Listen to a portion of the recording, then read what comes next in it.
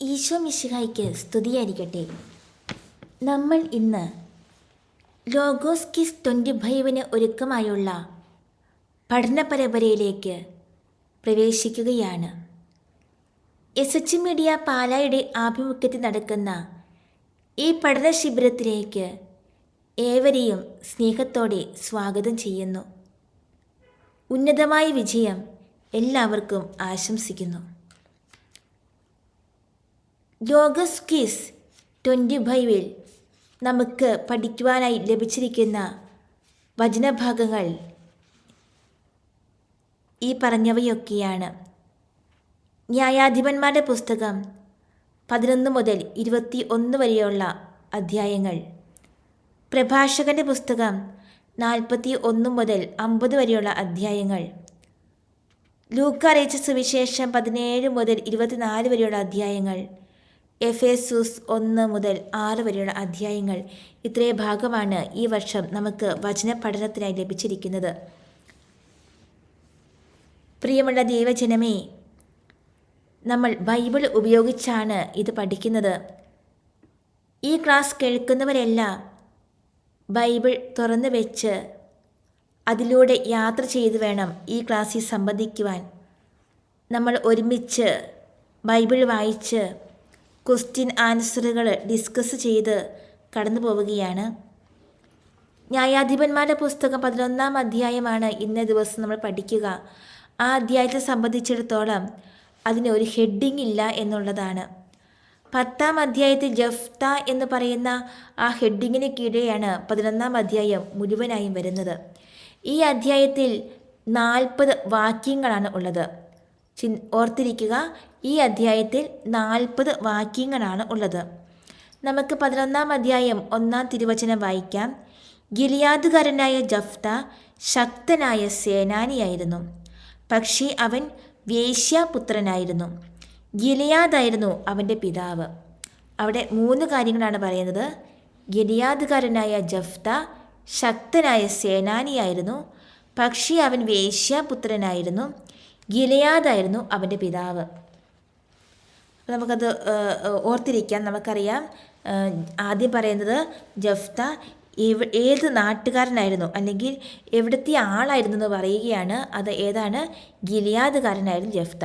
ഇനി ഗിലിയാദുകാരനായ ജഫ്ത ആരായിരുന്നു? ശക്തനായ സേനാനിയായിരുന്നു. അല്ലെങ്കിൽ നമുക്ക് ചോദിക്കാം, എപ്രകാരമുള്ള സേനാനിയായിരുന്നു? ഗിലിയാദുകാരനായ ജഫ്ത ശക്തനായ സേനാനിയായിരുന്നു. അപ്പം അത്ര നമ്മൾ പഠിച്ചു. ഗിലിയാദുകാരനായ ജഫ്ത ശക്തനായ സേനാനിയായിരുന്നു. ഇനി അവനോടൊരു നെഗറ്റീവ് മാർക്ക്, അല്ലെ അവനൊരു വേറൊരു പോയിന്റ് പറയുകയാണ്. പക്ഷേ അവൻ വേശ്യാപുത്രനായിരുന്നു. ശക്തനായ സേനാനിയായിരുന്നു, പക്ഷേ അവന് വേശ്യാപുത്രനായിരുന്നു. അപ്പോൾ നമ്മൾ അത്രയും പഠിച്ചു. ഗിലിയാദുകാരനായ ജഫ്ത ശക്തനായ സേനാനിയായിരുന്നു, പക്ഷേ അവൻ വേശ്യാപുത്രനായിരുന്നു. ഇനി 1-ാം വാക്യത്തിൽ തന്നെ 3-ാമതായി പറയുന്നത് ഗിലെയാദായിരുന്നു അവൻ്റെ പിതാവ്. അപ്പോൾ ഓർത്തിരിക്കുക എളുപ്പമുണ്ട്. സ്ഥലത്തിൻ്റെ പേരും ഗിലെയാദ് ആണ്, അവൻ്റെ പിതാവിൻ്റെ പേരും ഗിലെയാദാണ്. അപ്പോൾ ഗിലെയാദാണ് അവൻ്റെ പിതാവ്. ഗിലെയാദായിരുന്നു അവൻ്റെ പിതാവ്. അപ്പം 11-ാം അധ്യായം 1-ാം തിരുവചനത്തിൽ നമ്മൾ 3 കാര്യങ്ങളാണ്. ആ വാക്യം നമ്മൾ കാണാപ്പാഠം പഠിക്കുകയാണ്. ഗിലെയാദുകാരനായ ജഫ്ത ശക്തനായ സേനാനിയായിരുന്നു, പക്ഷേ അവൻ വേശ്യാപുത്രനായിരുന്നു. ഗിലെയാദായിരുന്നു അവൻ്റെ പിതാവ്. ഇനി നമ്മൾ 2-ാം തിരുവചനത്തിലേക്ക് കടക്കുകയാണ്. അവിടെ നമുക്കൊന്ന് വായിച്ചു നോക്കാം. ഗിലിയാദിന് സ്വഭാര്യയിലും പുത്രന്മാർ ഉണ്ടായിരുന്നു. അവർ വളർന്നപ്പോൾ ജഫ്തായെ പുറന്തള്ളിക്കൊണ്ട് പറഞ്ഞു, ഞങ്ങളുടെ പിതാവിൻ്റെ അവകാശം നിനക്ക് ലഭിക്കുവാൻ പാടില്ല, നീ അന്യ സ്ത്രീയുടെ മകനാണല്ലോ. അപ്പോൾ നമ്മളതിൻ്റെ വാക്കിയായിട്ട് ചിന്തിക്കുകയാണെങ്കിൽ നമ്മൾ പറഞ്ഞു വെച്ചത് എന്തായിരുന്നു? ഗിലിയാദായിരുന്നു അവൻ്റെ പിതാവ് നമ്മൾ പറഞ്ഞു വെച്ചു. അതിൻ്റെ വാക്കിയായിട്ട് അടുത്ത തിരുവചനത്തിൽ പറയുകയാണ്. 11-ാം അധ്യായം 2-ാം തിരുവചനത്തിൽ പറയുകയാണ്, ഗിലിയാദിന് സ്വഭാര്യയിലും പുത്രന്മാർ ഉണ്ടായിരുന്നു. ഗിലിയാദിന് സ്വഭാര്യയിലും ആരാണ് ഉണ്ടായിരുന്നത്? പുത്രന്മാർ ഉണ്ടായിരുന്നു. ഇനി അവർ വളർന്നപ്പോൾ, വളർന്നപ്പോൾ എന്ന് പറഞ്ഞാൽ ഗിലിയാദിന് സ്വഭാര്യയിലുണ്ടായ പുത്രന്മാർ വളർന്നപ്പോൾ എന്തു ചെയ്തു? ജഫ്തായെ പുറന്തള്ളി. ജഫ്തായെ പുറന്തള്ളിക്കൊണ്ട് എന്താ പറഞ്ഞത്? ഞങ്ങളുടെ പിതാവിൻ്റെ അവകാശം നിനക്ക് ലഭിക്കുവാൻ പാടില്ല, ഞങ്ങളുടെ പിതാവിൻ്റെ അവകാശം നിനക്ക് ലഭിക്കുവാൻ പാടില്ല. അതിന് കാരണം അവർ പറയുകയാണ്, നീ അന്യ സ്ത്രീയുടെ മകനാണല്ലോ. അപ്പോൾ 11:2 നമുക്ക് പറഞ്ഞു നോക്കാം. ഗിലെയാദിന് സ്വഭാര്യയിലും പുത്രന്മാർ ഉണ്ടായിരുന്നു. ആദ്യത്തെ കാര്യം. ഇനി രണ്ടാമതായിട്ട്, അവർ വളർന്നപ്പോൾ ജെഫ്തായെ പുറന്തള്ളിക്കൊണ്ട് പറഞ്ഞു, ഞങ്ങളുടെ പിതാവിൻ്റെ അവകാശം നിനക്ക് ലഭിക്കുവാൻ പാടില്ല, നീ അന്യ സ്ത്രീയുടെ മകനാണല്ലോ. ഇപ്പോൾ നമ്മൾ 11-ാം അധ്യായം 2-ാം തിരുവചനം പഠിച്ചു കഴിഞ്ഞിരിക്കുകയാണ്. ഇനി നമ്മൾ 11-ാം അധ്യായം 3-ാം തിരുവചനത്തിൽ കടക്കുകയാണ്. നമുക്കത് വായിച്ചു നോക്കാം. അപ്പോൾ ജെഫ്ത തൻ്റെ സഹോദരന്മാരിൽ നിന്ന് ഓടിപ്പോയി തോബ് എന്ന സ്ഥലത്ത് ചെന്ന് താമസിച്ചു.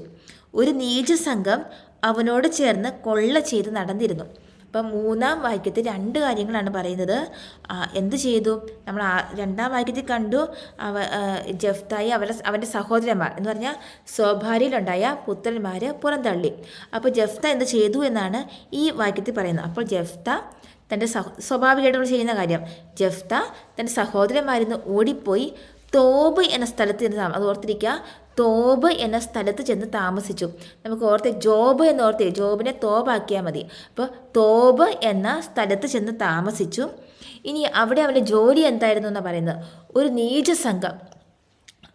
നീചസംഘം എന്ത് ചെയ്തു? അവനോട് ചേർന്ന് കൊള്ള ചെയ്ത് നടന്നിരുന്നു. അപ്പോൾ ഒരു നീചസംഘം അവനോട് ചേർന്ന് കൊള്ള ചെയ്ത് നടന്നിരുന്നു. അപ്പം നമുക്കൊന്ന് പറഞ്ഞു നോക്കാം.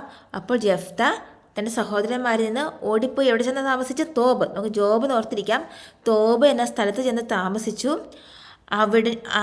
അവിടെ ഒരു നീചസംഘം അവനോട് ചേർന്ന് കൊള്ള ചെയ്ത് നടന്നിരുന്നു. അപ്പോൾ നമ്മൾ 11-ാം അധ്യായം 3-ാം തിരുവചനം പഠിച്ചു കഴിഞ്ഞിരിക്കുകയാണ്. നമുക്ക് 1-ാം തിരുവചനം മുതൽ പറഞ്ഞു നോക്കാം. ഗിലെയാദ്കാരനായ ജെഫ്ത ശക്തനായ സേനാനിയായിരുന്നു, പക്ഷേ അവൻ വേശ്യാപുത്രനായിരുന്നു. നമുക്ക് ഒരുമിച്ച് പറയാം. 11:1. ഗിലെയാദ്കാരനായ ജെഫ്ത ശക്തനായ സേനാനിയായിരുന്നു, പക്ഷേ അവൻ വേശ്യാപുത്രനായിരുന്നു. ഗിലെയാദായിരുന്നു അവൻ്റെ പിതാവ്. 11:2. ഗിലെയാദിന് സ്വഭാര്യയിലും പുത്രന്മാർ ഉണ്ടായിരുന്നു. അവർ വളർന്നപ്പോൾ ജെഫ്തായെ പുറന്തള്ളിക്കൊണ്ട് പറഞ്ഞു, ഞങ്ങളുടെ പിതാവിൻ്റെ അവകാശം നിനക്ക് ലഭിക്കുവാൻ പാടില്ല, നീ അന്യ സ്ത്രീയുടെ മകനാണല്ലോ. നീ 11:3. അപ്പോൾ ജെഫ്ത തൻ്റെ സഹോദരന്മാരിൽ നിന്ന് ഓടിപ്പോയി തോബ് എന്ന സ്ഥലത്ത് ചെന്ന് താമസിച്ചു. ഒരു നീചസംഘം അവനോട് ചേർന്ന് കൊള്ള ചെയ്ത് നടന്നിരുന്നു. ഇത്രയുമാണ് 11-ാം അധ്യായത്തിൽ ആദ്യത്തെ പാരഗ്രാഫിൽ പറഞ്ഞിരിക്കുന്ന കാര്യങ്ങൾ. അത് നമ്മൾ പഠിച്ചു കഴിഞ്ഞു. ഇനി നമുക്ക് അടുത്ത പാരഗ്രാഫിലേക്ക് പ്രവേശിക്കാം. 11-ാം അധ്യായം 4-ാം തിരുവചനം നമുക്ക് വായിക്കാം. അക്കാലത്താണ് അമ്മോന്യർ ഇസ്രായേലിനെതിരെ യുദ്ധത്തിന് വന്നത്. അപ്പോൾ 11:4 ഒറ്റ കാര്യം പറയുന്നുള്ളൂ. അമ്മോന്യർ ഇസ്രായേലിനെതിരെ യുദ്ധത്തിന് വന്ന ആ കാര്യം മാത്രമാണ് പറയുന്നത്. അപ്പോൾ നമുക്ക് പറഞ്ഞു നോക്കാം. 11:4. ആ കാലത്താണ് അമ്മോന്യർ ഇസ്രായേലിനെതിരെ യുദ്ധത്തിന് വന്നത്. ഇനി 11:5. അപ്പോൾ ഗിലെയാദിലെ ശ്രേഷ്ഠന്മാർ ജെഫ്തായെ തോബ് ദേശത്ത് നിന്ന് കൂട്ടിക്കൊണ്ട് വരാൻ പോയി. അപ്പം 5-ാം വാക്യത്തിലും ഒരു കാര്യം മാത്രമേ പറയുന്നുള്ളൂ. ഗിലെയാദിലെ ശ്രേഷ്ഠന്മാർ ജെഫ്തായെ തോബ് ദേശത്ത് നിന്ന് കൂട്ടിക്കൊണ്ട് വരാൻ പോയി. അപ്പം ഇസ്രായേലുമായിട്ടാണ് യുദ്ധത്തിന് വന്നത് എങ്കിലും ഇസ്രായേലിലെ ശ്രേഷ്ഠന്മാർ എന്നല്ല പറഞ്ഞേക്കുന്നത്, ഗിലെയാദിലെ ശ്രേഷ്ഠന്മാർ എന്നാണ്. അപ്പോൾ ചോദ്യം വരുമ്പോൾ ചിലപ്പോൾ ഓപ്ഷനിൽ ഇസ്രായേലിലെ ശ്രേഷ്ഠന്മാർ എന്നൊക്കെ വരാൻ സാധ്യതയുണ്ട്. അപ്പോൾ നമ്മൾ ഓർക്കുക, ഗിലെയാദിലെ ശ്രേഷ്ഠന്മാരാണ് ജെഫ്തായെ കൂട്ടിക്കൊണ്ട് വരാൻ പോയത്. എവിടെ നിന്നാണ്? തോബ് ദേശത്ത് നിന്ന്. എപ്പോഴാണ് കൂട്ടിക്കൊണ്ട് വരാൻ പോയത്? നമ്മൾ 11:5 പറഞ്ഞു, 11:4 പറഞ്ഞു. അമ്മോന്യർ യുദ്ധത്തിന് വന്നപ്പോൾ 11:5 അനുസരിച്ച് ഗിലെയാദിലെ ശ്രേഷ്ഠന്മാർ ജെഫ്തായെ തോബ് ദേശത്ത് നിന്ന് കൂട്ടിക്കൊണ്ട് വരാൻ പോയി. അപ്പോൾ നമുക്ക് 11:5 മുതൽ പറഞ്ഞു നോക്കാം. അപ്പോൾ ഗിലെയാദിലെ ശ്രേഷ്ഠന്മാർ ജെഫ്തായെ തോബ് ദേശത്ത് നിന്ന് കൂട്ടിക്കൊണ്ട് വരാൻ പോയി. ഇനി 11:6 നമുക്ക് വായിക്കാം. അവർ ജെഫ്തായോട് പറഞ്ഞു, അമ്മോന്യരോടുള്ള യുദ്ധത്തിൽ നീ ഞങ്ങളെ നയിക്കണം. ജെഫ്തായോട് അവർ പറയുകയാണ്, എന്താണ്? അമ്മോന്യരോടുള്ള യുദ്ധത്തിൽ നീ ഞങ്ങളെ നയിക്കണം. ആരോടുള്ള യുദ്ധത്തിലാണ്? അമ്മോന്യരോടുള്ള യുദ്ധത്തിൽ. ആര് നയിക്കണം? ജെഫ്ത നയിക്കണം. അപ്പം യുദ്ധത്തിൽ നയിക്കണം എന്ന് ആവശ്യപ്പെടാൻ വേണ്ടിയാണ് ആര് പോയത്? ഗിലെയാദിലെ ശ്രേഷ്ഠന്മാർ. അപ്പോൾ ഗിലെയാദിലെ നമുക്ക് 11:6 പറഞ്ഞു നോക്കാം. അവർ ജെഫ്തായോട് പറഞ്ഞു, അമ്മോന്യരോടുള്ള യുദ്ധത്തിൽ നീ ഞങ്ങളെ നയിക്കണം. ഇനി 11:7 എന്നാ നമുക്ക് നോക്കാം. ജഫ്ത ഗിലിയാദിലെ ശ്രേഷ്ഠന്മാരോട് ചോദിച്ചു, നിങ്ങൾ എന്നെ വെറുക്കുകയും എൻ്റെ പിതാവിൻ്റെ ഭവനത്തിൽ നിന്ന് അടിച്ചിറക്കുകയും ചെയ്തില്ലേ? അപകടത്തിൽപ്പെട്ടപ്പോൾ നിങ്ങൾ എൻ്റെ അടുക്കൽ വന്നിരിക്കുന്നുവോ? അപ്പോൾ 11:7 അനുസരിച്ച് ജഫ്ത ശ്രേഷ്ഠന്മാരോട് ചോദ്യങ്ങൾ ചോദിക്കുകയാണ്. എന്തൊക്കെ ചോദിച്ചത്? നിങ്ങൾ എന്നെ വെറുക്കുകയും എൻ്റെ പിതാവിൻ്റെ ഭവനത്തിൽ നിന്ന് അടിച്ചിറക്കുകയും ചെയ്തില്ലേ? അപകടത്തിൽപ്പെട്ടപ്പോൾ നിങ്ങൾ എൻ്റെ അടുക്കൽ വന്നിരിക്കുന്നുവോ? അപ്പോൾ 11:7 അനുസരിച്ച് എത്ര ചോദ്യങ്ങളാണ് ജഫ്ത ഗിലിയാദിലെ ശ്രേഷ്ഠന്മാരോട് ചോദിച്ചത്? 2 ചോദ്യങ്ങളാണ് ചോദിച്ചത്. ഏതൊക്കെയാ? നിങ്ങൾ എന്നെ വെറുക്കുകയും എൻ്റെ പിതാവിൻ്റെ ഭവനത്തിൽ നിന്ന് അടിച്ചിറക്കുകയും ചെയ്തില്ലേ? രണ്ടാമതായിട്ട് അപകടത്തിൽപ്പെട്ടപ്പോൾ നിങ്ങൾ എൻ്റെ അടുക്കൽ വന്നിരിക്കുന്നുവോ? അപ്പം അവർ വെറുത്തു മാത്രമല്ല പിതാവിൻ്റെ ഭവനത്തിൽ നിന്ന് അടിച്ചിറക്കുകയും ചെയ്തു. പക്ഷേ അപകടത്തിൽപ്പെട്ടപ്പോൾ നിങ്ങൾ എൻ്റെ അടുക്ക് വന്നിരിക്കുന്നുവോ എന്ന് ജഫ്ത ഗിലിയാദിലെ ശ്രേഷ്ഠന്മാരോട് ചോദിക്കുകയാണ്. അപ്പോൾ നമുക്ക് 11:7 പറഞ്ഞു നോക്കാം. ജഫ്ത ഗിലിയാദിലെ ശ്രേഷ്ഠന്മാരോട് ചോദിച്ചു, നിങ്ങൾ എന്നെ വെറുക്കുകയും എൻ്റെ പിതാവിൻ്റെ ഭവനത്തിൽ നിന്ന് അടിച്ചിറക്കുകയും ചെയ്തില്ലേ? അപകടത്തിൽപ്പെട്ടപ്പോൾ നിങ്ങൾ എൻ്റെ അടുക്കൽ വന്നിരിക്കുന്നുവോ? അത്രയാണ് 11:7. ഇനി 11:8 എന്താ നമുക്ക് നോക്കാം.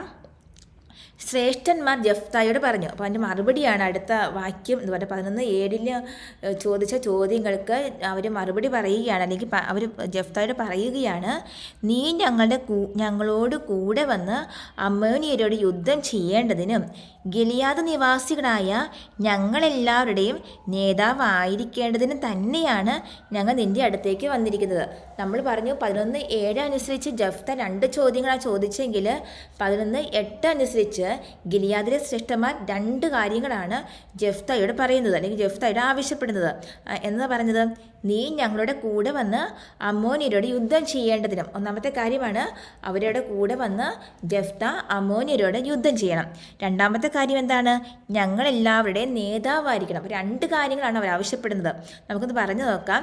ശ്രേഷ്ഠന്മാർ ജഫ്തയോട് പറഞ്ഞു, നീ ഞങ്ങളുടെ കൂടെ വന്ന് അമ്മോന്യരോട് യുദ്ധം ചെയ്യേണ്ടതിനും ഞങ്ങളെല്ലാവരുടെയും നേതാവായിരിക്കേണ്ടതിനും തന്നെയാണ് ഞങ്ങൾ നിൻ്റെ അടുത്തേക്ക് വന്നിരിക്കുന്നത്. അത്രയാണ് 11:8. ഇനി 11:9 നമുക്ക് വായിക്കാം. ജഫ്ത അവരോട് പറഞ്ഞു, അമ്മോന്യരോട് പോരാടാൻ നിങ്ങൾ എന്നെ കൊണ്ടുപോകുകയും കർത്താവ് അവരെ എനിക്ക് ഏൽപ്പിച്ചു തരികയും ചെയ്താൽ ഞാൻ നിങ്ങളുടെ നേതാവാകും. അപ്പോൾ അടുത്ത കാര്യം ജഫ്ത അവരോട് പറയുകയാണ്. എന്നതൊക്കെയാണ് പറയുന്നത്? ഒന്നാമതായിട്ട് പറയുക, അമ്മോന്യരോട് പോരാടാൻ നിങ്ങൾ എന്നെ കൊണ്ടുപോകുകയെന്ന് ഓർത്തോ? കൊണ്ടുപോകുമ്പോൾ കർത്താവ് അവരെ എനിക്ക് ഏൽപ്പിച്ചു തന്നു, അല്ലെങ്കിൽ ജഫ്തയ്ക്ക് കർത്താവ്, അപ്പോൾ അവർ യുദ്ധം ചെയ്യാൻ കൊണ്ടുപോകുന്നു. കർത്താവ് അവരെ ജഫ്തയ്ക്ക് ഏൽപ്പിച്ചു കൊടുക്കുകയും ചെയ്ത ജഫ്ത എന്ത് ചെയ്യുമെന്നാണ് പറഞ്ഞത്? ഞാൻ നിങ്ങളുടെ നേതാവാകും. രാജാവാകുമെന്നല്ല, ന്യായാധിപനാകുമെന്നല്ല പറഞ്ഞത്, നേതാവാകുമെന്നാണ് ജഫ്ത അവരോട് പറയാം. അല്ലെങ്കിൽ നയിക്കും എന്നല്ല പറഞ്ഞത്, നേതാവാകും. പക്ഷേ ചോദിച്ചത്, നീ ഞങ്ങളെല്ലാവരുടെ നേതാവായിരിക്കേണ്ടതിന് തന്നെയാണെന്നാണല്ലോ ശ്രേഷ്ഠന്മാർ പറഞ്ഞത്. അപ്പോൾ അതിന് മറുപടിയായിട്ട് പറയുകയാണ്, ഞാൻ നിങ്ങളുടെ നേതാവാകും. അപ്പോൾ ജഫ്ത അവരോട് പറഞ്ഞത് എന്തൊക്കെയാണ്? അമ്മോന്യരോട് പോരാടാൻ നിങ്ങൾ എന്നെ കൊണ്ടുപോകുകയും കർത്താവ് അവരെ എനിക്ക് ഏൽപ്പിച്ചു തരികയും ചെയ്താൽ ഞാൻ നിങ്ങളുടെ നേതാവാകും. നമുക്ക് അതൊന്ന് പറഞ്ഞു നോക്കാം. ജഫ്ത അവരോട് പറഞ്ഞു, അമ്മോന്യരോട് പോരാടാൻ നിങ്ങൾ എന്നെ കൊണ്ടുപോകുകയും കർത്താവ് അവരെ എനിക്ക് ഏൽപ്പിച്ചു തരികയും ചെയ്താൽ ഞാൻ നിങ്ങളുടെ നേതാവാകും. ഇനി 11:10 വായിക്കാം. ശ്രേഷ്ഠന്മാർ പ്രതിവചിച്ചു, കർത്താവ് നമുക്ക് സാക്ഷിയായിരിക്കട്ടെ, നീ പറയുന്നത് പോലെ ഞങ്ങൾ ചെയ്യും, തീർച്ച. അപ്പോൾ അടുത്തത് ശ്രേഷ്ഠന്മാരുടെ ഉത്തരമാണ് 11:10. അപ്പോൾ 11:7 തുടങ്ങിയ ആൻസറുകളാണ്. 11:7 ജഫ്ത 2 ക്വസ്റ്റ്യൻസ് ചോദിച്ചു. 11:8 അനുസരിച്ച് ശ്രേഷ്ഠന്മാർ 2 കാര്യങ്ങൾ ആവശ്യപ്പെട്ടു. 11:9 അനുസരിച്ച് ജഫ്ത 2 കാര്യങ്ങൾ എന്ന് പറഞ്ഞാൽ നേതാവാകുമെന്നൊക്കെ പറയുന്നു. 11:10 വീണ്ടും പ്രതിവചിക്കുകയാണ്. ആര് സാക്ഷിയായിരിക്കട്ടെ എന്നാണ് പറഞ്ഞത്? കർത്താവ്, ദൈവമല്ല, കർത്താവ് നമുക്ക് സാക്ഷിയായിരിക്കട്ടെ എന്ന് ശ്രേഷ്ഠന്മാർ. അത് പറയുന്നത് ശ്രേഷ്ഠന്മാരാണ്. ശ്രേഷ്ഠന്മാർ അപ്പം നേതാവായിരിക്കും. ജഫ്ത പറയുകയാണ്, ഞാൻ നിങ്ങളുടെ നേതാവായിരിക്കും എന്ന് പറഞ്ഞതിന് പ്രതികരണം അല്ലെങ്കിൽ അവരുടെ ഉത്തരമാണ്, കർത്താവ് നമുക്ക് സാക്ഷിയായിരിക്കട്ടെ. എന്നിട്ട് അടുത്ത സെൻറ്റൻസിൽ പറയുക, നീ പറയുന്നത് പോലെ ഞങ്ങൾ ചെയ്യും, തീർച്ച. ഉറപ്പ് കൊടുക്കുക, നീ പറയുന്നത് പോലെ ഞങ്ങൾ ചെയ്യും, തീർച്ച. അപ്പം 11:10 പറഞ്ഞു നോക്കാം. ശ്രേഷ്ഠന്മാർ പ്രതിവചിച്ചു, കർത്താവ് നമുക്ക് സാക്ഷിയായിരിക്കട്ടെ, നീ പറയുന്നത് പോലെ ഞങ്ങൾ ചെയ്യും, തീർച്ച. ഇനി 11:11 വായിക്കാം. അവൻ ഗിലിയാദിലെ ശ്രേഷ്ഠന്മാരോട് കൂടെ പോയി. ജനം അവനെ നേതാവായി സ്വീകരിച്ചു. മിസ്പായിൽ കർത്താവിൻ്റെ മുൻപിൽ വെച്ച് ജെഫ്ത ജനങ്ങളോട് സംസാരിച്ചു. അവിടെ 3 കാര്യങ്ങളാണ് പറയുന്നത്. 3 കാര്യങ്ങൾ ചെയ്യുകയാണ്. ഒന്നാമതായിട്ട് അവൻ ഗിലിയാദിലെ ശ്രേഷ്ഠന്മാരുടെ കൂടെ പോയി, അവൻ ആവശ്യപ്രകാരം അവരുടെ കൂടെ പോയി. രണ്ടാമതായിട്ട് ജനം അവനെ നേതാവായി സ്വീകരിച്ചു. ആരാ നേതാവായി സ്വീകരിച്ചു? ജനം അവനെ നേതാവായി സ്വീകരിച്ചു. മൂന്നാമത് ശ്രദ്ധിക്കേണ്ട കാര്യമാണ് മിസ്പായിൽ കർത്താവിൻ്റെ മുൻപിൽ വെച്ച്. എവിടെ വെച്ചാൽ? മിസ്പായിലാണ്. ആരുടെ മുൻപിൽ വെച്ചാണ്? കർത്താവിൻ്റെ മുൻപിൽ വെച്ച്. നമ്മൾ ഓർത്തിരിക്കണം, മിസ്പായിൽ കർത്താവിൻ്റെ മുൻപിൽ വെച്ച് ജെഫ്ത ജനങ്ങളോട് സംസാരിച്ചു. അപ്പോൾ 11 പറയുകയാണ്, മിസ്പായിൽ കർത്താവിൻ്റെ മുൻപിൽ വെച്ച് ജെഫ്ത ജനങ്ങളോട് സംസാരിച്ചു. അപ്പോൾ 11 എന്തൊക്കെ കാര്യങ്ങളാണ് പറയുന്നത്? നമുക്ക് പറഞ്ഞു നോക്കാം. നമുക്ക് ഒരുമിച്ച് പറഞ്ഞു നോക്കാം. അവൻ ഗിലിയാദിലെ ശ്രേഷ്ഠന്മാരോട് കൂടെ പോയി, ജനം അവനെ നേതാവായി സ്വീകരിച്ചു. മിസ്പായിൽ കർത്താവിൻ്റെ മുൻപിൽ വെച്ച് ജെഫ്ത ജനങ്ങളോട് സംസാരിച്ചു.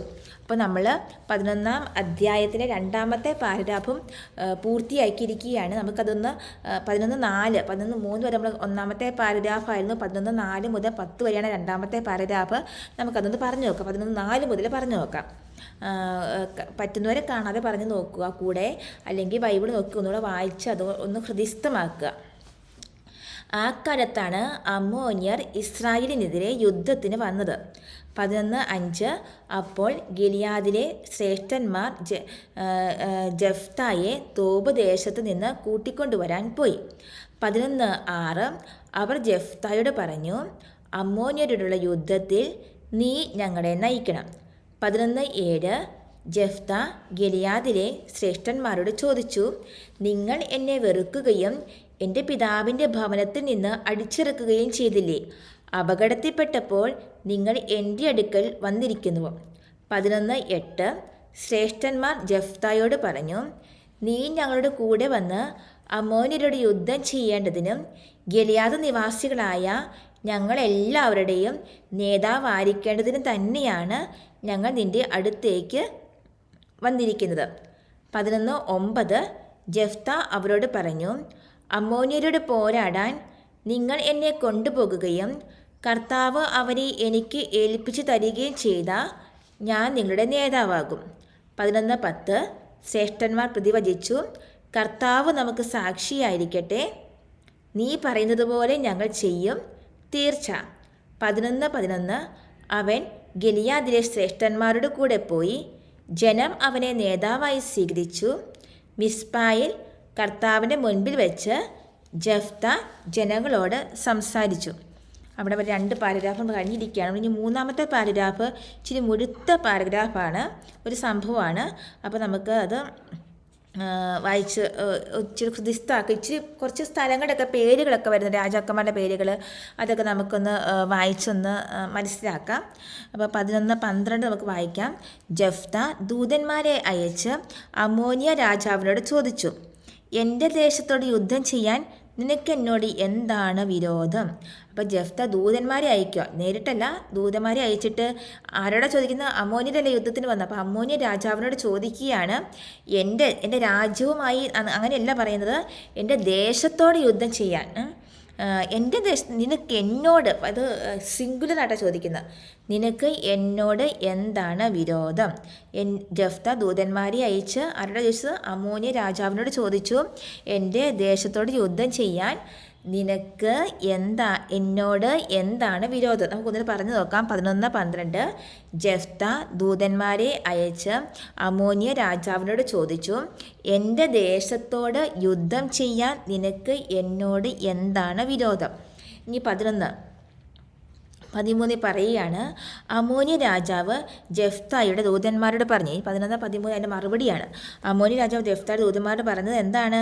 ഇസ്രായേൽ ജനം ഈജിപ്തിൽ നിന്ന് വന്നപ്പോൾ, ഇനി അവിടെ ഒന്ന് കുറച്ചുകൂടി സമയം എടുത്ത് പഠിക്കാനുള്ളതാണ്.